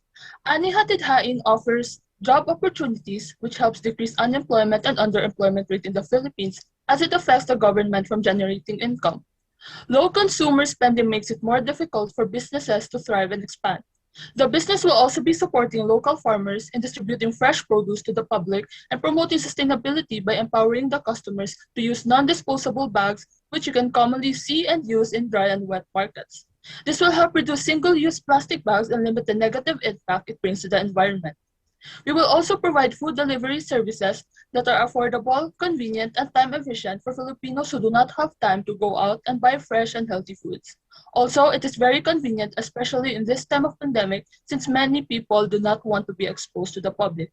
The health and safety of our employees and customers are prioritized considering the health measures implemented in the country due to the pandemic. This will also help with reducing the growing problem of climate change, contrasted with the carbon output of individuals coming out from their homes. Next slide, please. Our primary target market will be the northern part of NCR, male and female individuals around the working age group of 25 to 60 years old with a salary of 15,000 pesos to 40,000 pesos. Our secondary market will be the southern part of NCR and would also be male and female individuals around the working age group of 25 to 60 years old with a salary of 15,000 pesos to 40,000 pesos. Next slide, please. Our target market can benefit from this by offering delivery services for those who are busy with work and those who are vulnerable, such as people who have weak immune system, pregnant, and elderly people who cannot be too exposed due to the pandemic. We also cater walk-in mobiles for people to stop by on their way home from work, and people who do not have access to internet can visit and purchase their needs. What makes our business unique? Ani Hatid Hain does not only support local farmers but also offers programs like tree planting, in which 10% of our total profit yearly will be allocated for the tree planting program of the business. This gives solutions to one of the main problems in the Philippines: deforestation, plastic waste, and water waste. Our business also caters walk-in mobiles for customers who want to purchase products from our business. People coming home from work can also stop by our truck to purchase their needs. Now on to Miss Patricia. Next slide, please. Thank you for that, Miss Melanie. So how does our business become sustainable? First, the fresh produce is from renewable resources since they can be easily replaced by replanting them. When it comes to food production, organic farming is usually seen as a significantly more sustainable option. The absence of pesticides and increased diversity of plants improve biodiversity, resulting in a higher soil quality and less pollution from fertilizer or pesticide runoff. In addition to that, our packaging is reusable and not harmful to the environment, since we will use paper bags for small to medium orders and boxes for large orders. And also, we will make an eco bag which they can reuse whenever they will buy from us. Lastly, for our online delivery service, We guarantee customers to provide them convenience and safety by delivering the product door to door by our employees, which we will make sure to be tested every 2 weeks to ensure their safety and our customers as well. Our walk-in stores will be located near houses so that families do not have to travel outdoors. In these two ways of service, we believe it will reduce the carbon footprint, particularly the discharge of the greenhouse gases from cars, since families will no longer need to drive because we will provide the service for them. Next slide, please. Next. So for the product design, this will be the model for the delivery truck of our online delivery service. We chose this since it has a load capacity of 1,145 kilograms, which can deliver a lot of orders in a day. And next will be the truck for the walk-in service. So it's quite larger than the delivery truck since it will also serve as an official store for the walk-in customers. So next slide, please.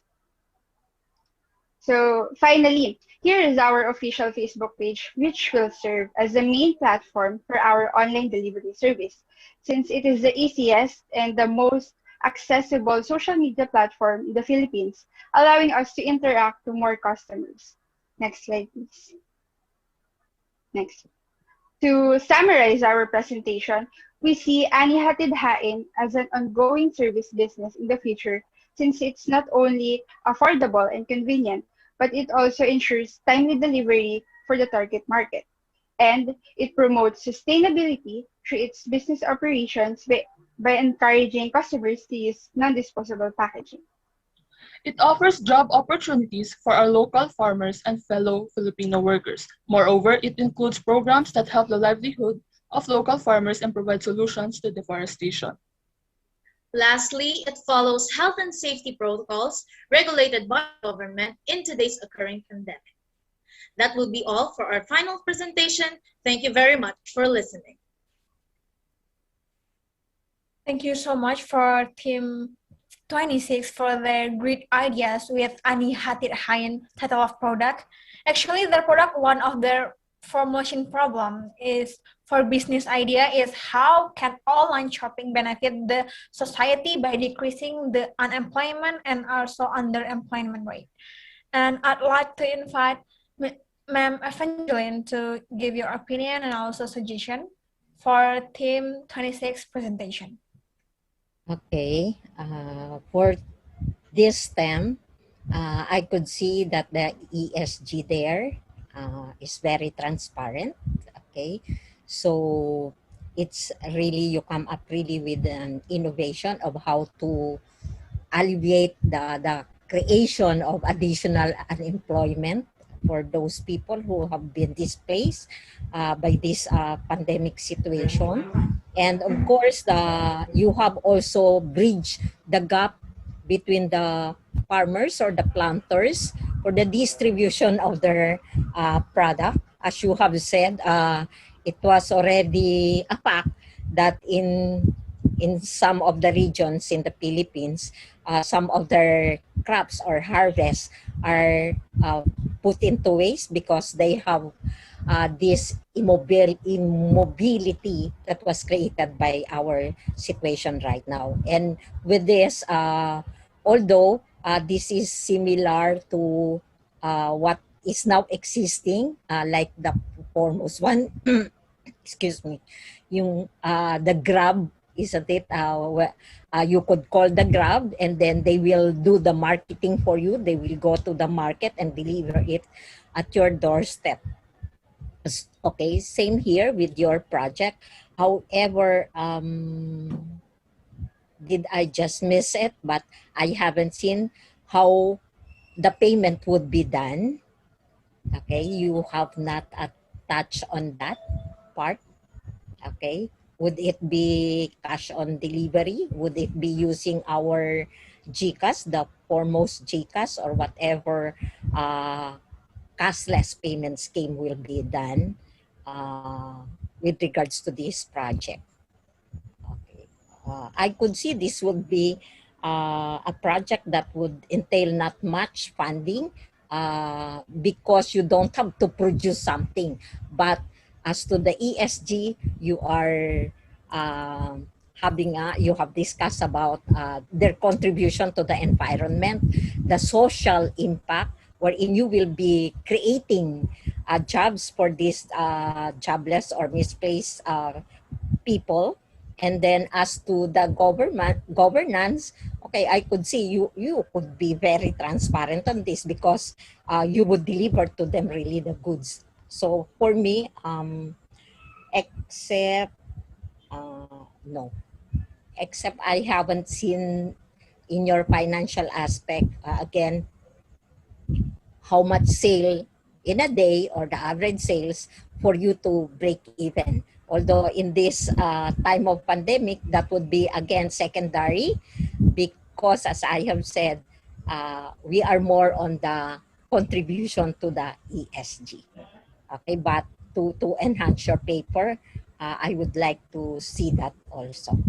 Okay, that's all at my end. Thank you again.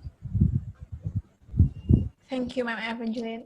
Maybe for Team 26, you can add the comment or feedback from Ma'am Evangeline.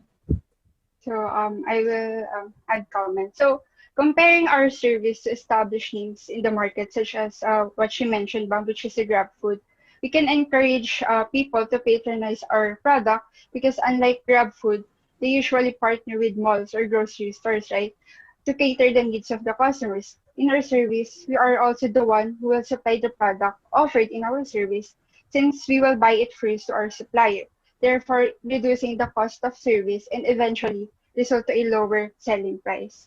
And as for the payment method, I believe it was mentioned in our paper that our payment method will be cash on delivery, GCash payment, and the credit and debit payment. So that's it.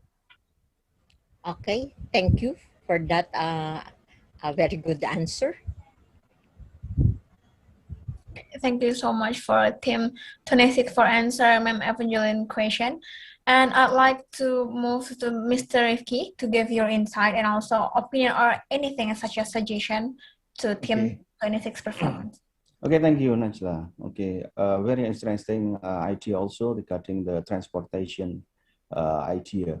But maybe my question is, why don't you maybe make it like a platform, right?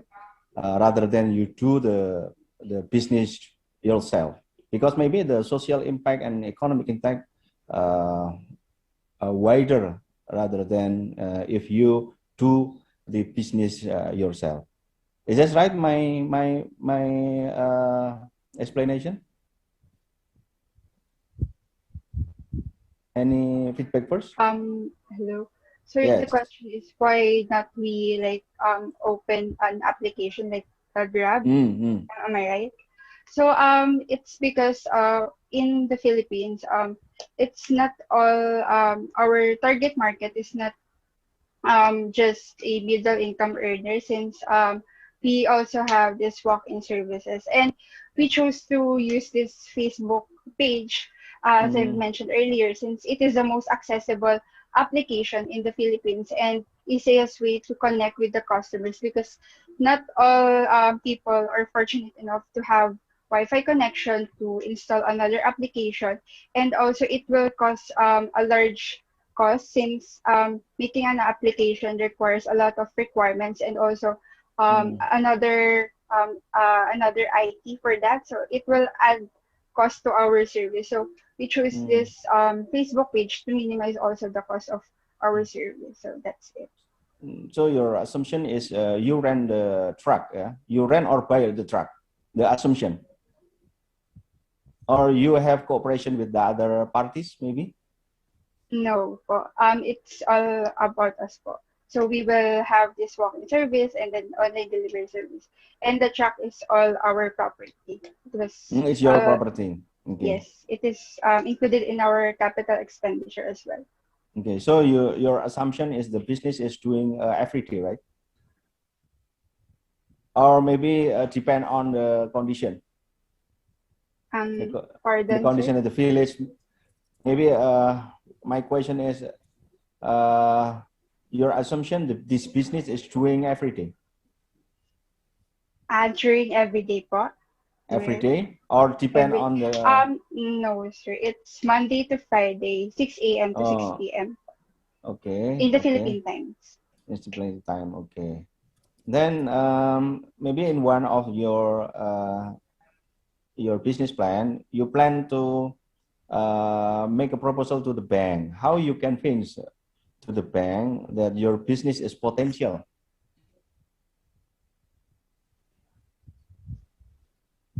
So, as an accountancy student, we will actually give them our financial statements in order for us to convince them that we are profitable and we can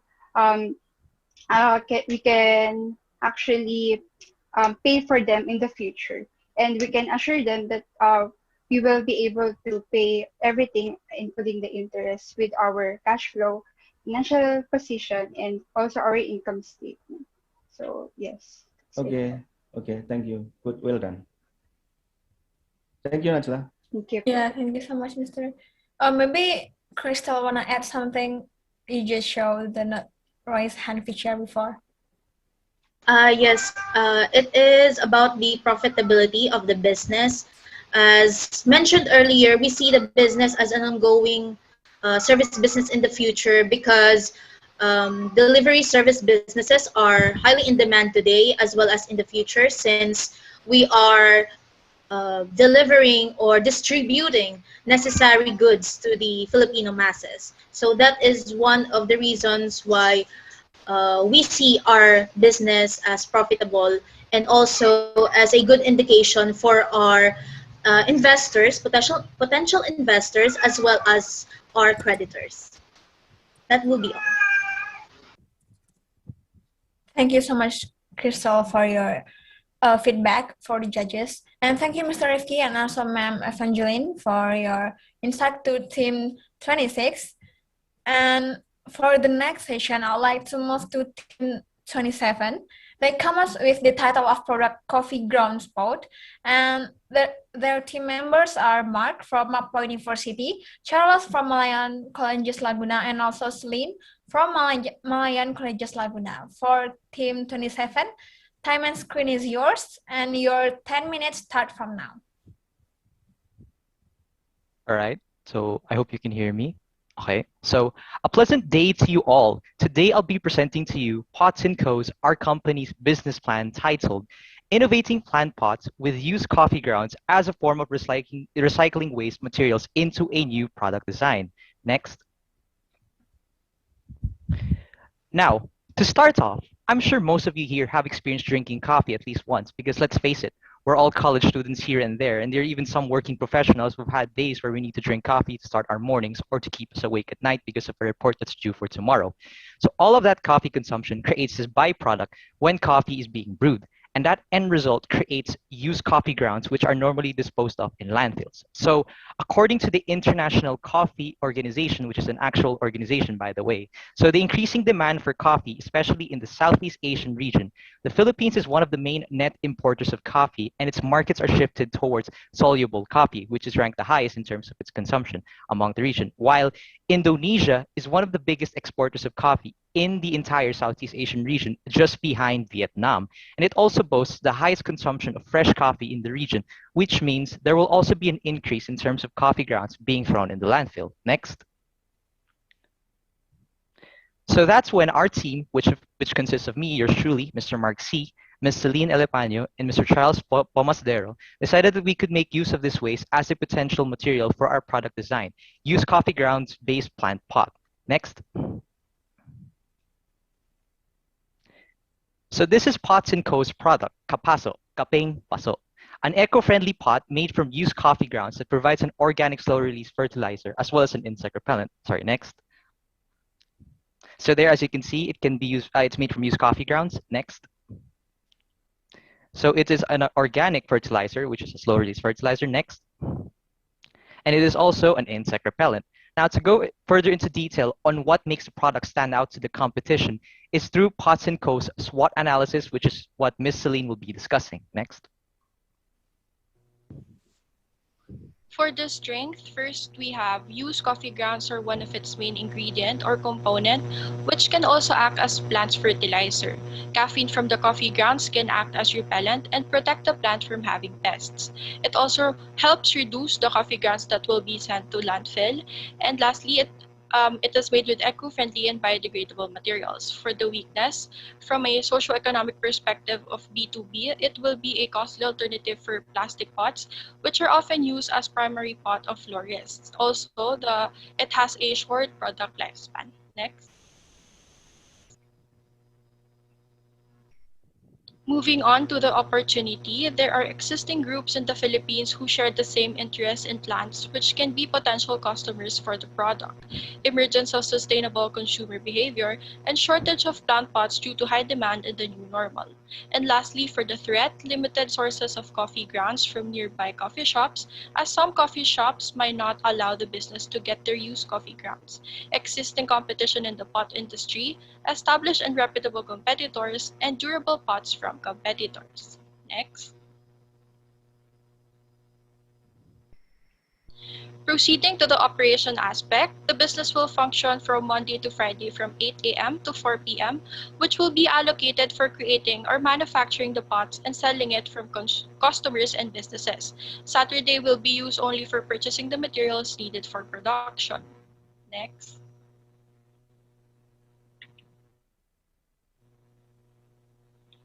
Pots & Co. will be based in Bay Laguna, Philippines, where plant sellers or gardeners are mostly present along the districts of Victoria and Calauan, Laguna, making the business-to-business transaction less expensive since it's near their business target. Next, please. Shown in the table are the list of tools and materials needed for the production process, which are composed of coffee grounds, biodegradable flower pot, bread flour, baking soda, water, varnish, gloves, pot molder, and commercial oven. Next, please. The pot will be created with the following procedures. First, combine coffee grounds, baking soda, and flour together. Add water to the mixture. Mix well until a thick mud-like texture is formed. Insert the biodegradable pot base to the molder. Fill up the silicone pot mold with the mixture. Bake the pot for 40 minutes in the oven at 120 degrees. And lastly, finish up the pot by adding biodegradable varnish to the exterior part of the pot for much durable and smoother finish. Next.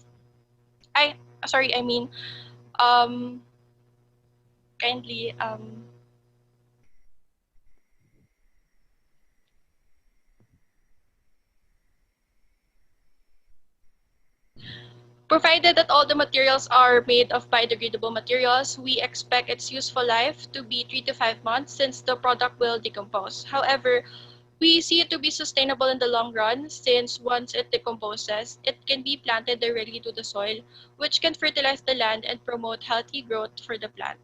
Now for the comparison, which will be discussed by Mark.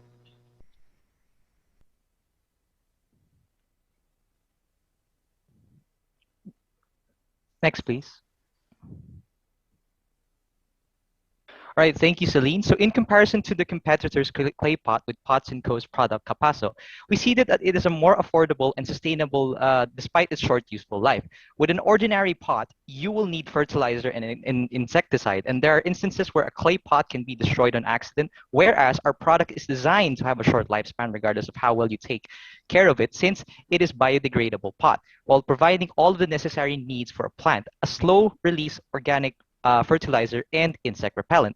The pot can be planted in your garden soil, which can fertilize the soil once the pot decomposes itself, making itself a source of nutrients for the plants. Now, moving on to the marketing aspect, which will be discussed by Charles. Thank you so much, Mark. Now, moving on to the marketing aspect, Pots & Co. can be a business-to-business or business-to-customer, as it can target florists or people who share the same interest and love for plants. A combination of both traditional and digital marketing will be utilized to enhance customer reach and engagement. For the business-to-business, direct marketing or personal selling will be used to directly target and advertise the products to the florists within the Luzon area. Now, with the increasing users of mobile devices, our business shall meet where our customers are. And that is where we will utilize different social media platforms and online selling applications such as Shopee and Lazada. Of course, our business shall offer discounts to attract more customers. Furthermore, we believe that due to the uniqueness of our product, we see to it that word of mouth will also take place in the digital world. Not only these are cost efficient, but it also provides the business an extensive exposure to a wide range of potential customers. Hence, that is our marketing strategy for the business to customer aspect of the business. Lastly, we have other marketing or promotional effort such as public relations, which can be achieved by partnering with organizations such as Philippine Native Plants Conservation Society and Department of Environment and Natural Resources, or DENR, in the Philippines for tree planting activities. It will help the business and encourage more people to preserve the environment. Next slide, please. Now, moving on to the financial aspect of the business. First, I want to reiterate that there have been minor changes in direct materials that also affects the product cost and the income statement that is shown in the paper.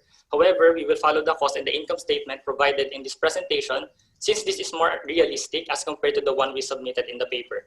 Now, moving forward, we plan to sell the product for 200 pesos or approximately $4 US. Shown in the presentation is the updated breakdown for direct materials. Next slide, please. So in this slide, you will see the conservative or estimated 5-year projected income statement and the comprehensive computation of the product cost, which is shown in the lower table. We want to sell it at a very low price to penetrate the market, since we believe that it will have a great market provided that it is affordable while having a lot of benefit for the plants they own. We assume that we can sell a total of 2,000 units for year 1, and we plan to increase our production of 1,000 units every year to increase our sales. Based on our estimate, we can get the return on investment by year 6 or year 7. Now for the conclusion, may I pass the stage to Mr. Mark C. Next slide, please.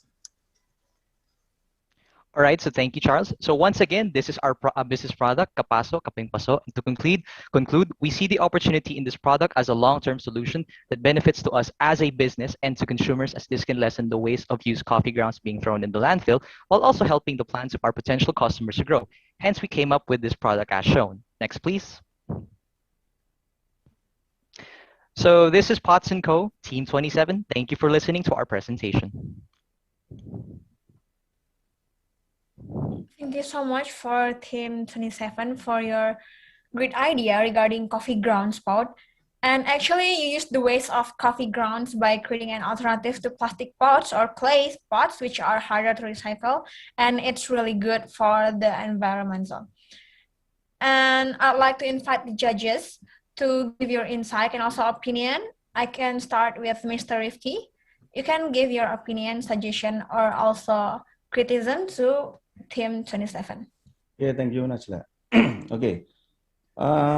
We can focus on the financial aspect for this group, because I see the financial aspect, you present a loss in the first year, right? Is that right? Yes. Yes, sir. Yes. Why you assume that it is lost in the first year? Is there any specific assumption that make you difficult to get profit in the first year? Okay, sir. So to answer that question, sir, we still expect a net loss during the first year of the operation, since it is still new to the market and there are still established brands out there compared to our business. Therefore, the business should focus first on acquiring market share within the industry first and establish our brand. However, this is only a safe estimate, again, as mentioned in the presentation earlier, sir. So the difficult thing is you have a branch. Branch mean you have many brands. No, sir. I'm talking about the competitors' brand post. Competitors. And what is your selling platform is online or offline? For the unit for, let's say you need a workshop or you need selling place. Yes, we can sell the product directly for gardens or for florists, but we can also utilize online shops such as Shopee and Lazada, as mentioned in the presentation earlier, sir. Okay. So what is the huge capital that you have to start the business? So we have written in the paper that we need to have at least 550,000 pesos, yes, which will be composed of all the budget and the materials needed for the process of the business po, sir. Because I see you have expectations monthly. How many products your target a month in your calculation? For year one, sir, we plan to target 2,000 units 2,000 for year one. For year However, one.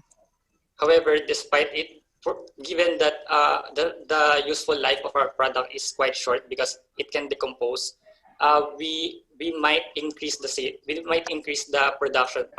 We can increase the production. Okay. Can you one question regarding the what is actually the social impact or the social contribution of your community to your business? Maybe is there any idea? With regards to the ESG aspect of the business, for the environment, I believe that the way we recycle the coffee ground itself is the environmental aspect. Now, with regards to the government aspect and social aspect, I believe it was mentioned that in our public relations that we can partner with organizations, specifically DANR in the Philippines. It is a government organization in which we can partner with them to conduct tree planting activities, sir. With regards to social aspects, sir, we can, if the business will be sustainable by year 4 or year 5, we can hire more people to sell our product and we can give them commission, sir. Okay, thank you. Okay, enough, Najla. Oh, thank you so much, Mr. Rifki, and also Team 27 for your comment. And I'd like to move to Ma'am Evangeline. You can give your suggestion, also criticism towards Team 27.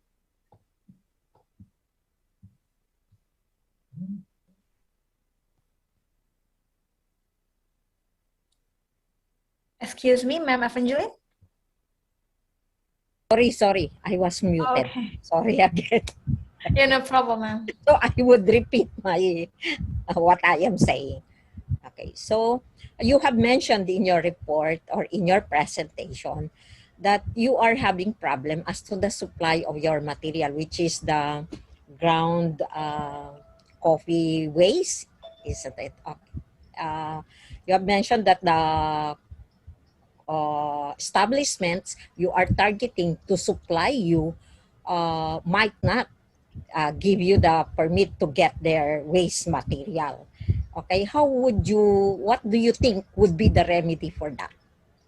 Actually, to answer that question, ma'am, first of all, thank you for that question. We believe that Starbucks has a program where they help gardeners by giving their used coffee grounds to the gardeners. So as far as our research is concerned, I believe that it is part of Starbucks' social responsibility. And currently in the Philippines, they have 364 branches.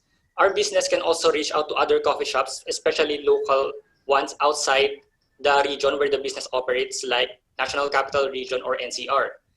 It will be costly on our part, especially due to costs, especially due to delivery fees. But at the end of the day, we can still acquire the coffee grounds. And after all, it is still a waste from the coffee shop's perspective. So what would assure you that they will give you that wasted material? Well, we think that they don't have any use, ma'am. So yes. But as you have said, isn't it, there are limitations sometimes, like the fast food chains, isn't it? You could not get their thrown garbage because they would want to be secured that will not be recycled. Okay, so what thing would you do with these coffee shops in order for you to have an assurance that they will be giving you their maybe part of their wasted materials? We will tell them very that common in a business proposal. Yes. We will tell them that their waste will be used for a product which will be good for the environment. So I think, what document will put that into assurance?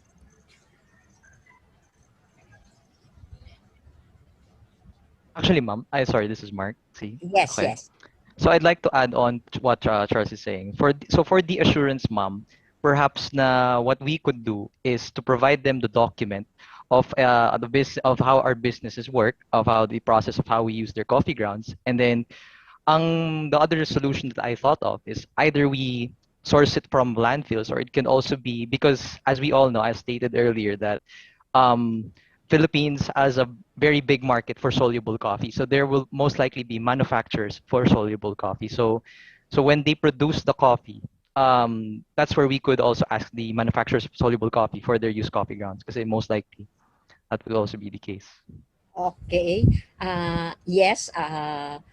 But what I am looking for is a document that would give responsibility for these entities, the coffee shops, and they will be giving you, and you getting an assurance that they will be sharing with you their wasted material. What document is that? Normally, so that there would be, it's not only oral, it would be documented. Perhaps, ma'am, we could give them a written contract that states there na all of this, parang all of the liabilities would come to us and not from them. Parang their job is to just provide us the used coffee grounds, and then whatever happens to that will be under our within our responsibilities. Okay, so you got it now. It would be entering, introduce to them the memorandum of understanding or memorandum of agreement wherein for a certain period of time, or it could be perpetuity, that they will be giving you or sharing you their wasted materials, so that you have an assurance, okay, for this segment. Because as you have said, you have already the landfill, okay? But because you have mentioned in your presentation that you are having problem regarding to, with the assurance of these coffee shops sharing with you their wasted material, which will be your direct material in the product you are venturing into. Okay, so yes, ma'am. I apologize, we didn't add that to the business plan. So yeah, I will. Yeah, so that would be an assurance on your part that you will be having the material, and on their part that they will be obliged, right? As you have said, contract, but it is really similar to a contract. It's memorandum of agreement. So entice them to enter into an agreement with you. Okay, so yes, ma'am. Thank you. For the financial aspect, it was already covered by our first adjudicator, and so I don't have question at my end. Thank you. Thank you, ma'am. Thank you so much. Thank you so much, Ma'am Evangeline, for your insight and also suggestion for Team 27. And that was actually the great ideas for the new business plan that if we want to apply it in the future. And once again, thank you so much for Team 27 for your great performance. And that was the last performance from business plan team. And I also like thanks to our both adjudicator for present today, for giving such a nice opinion and suggestion to each team that are present today. Thank you so much.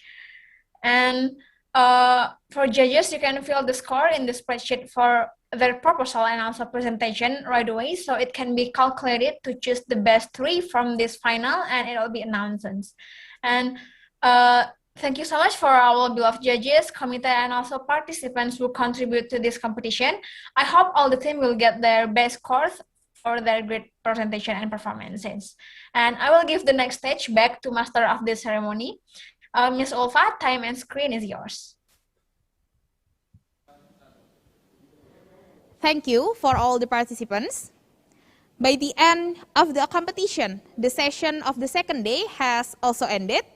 Keep your spirit and do your best. See you tomorrow. Wassalamualaikum warahmatullahi wabarakatuh.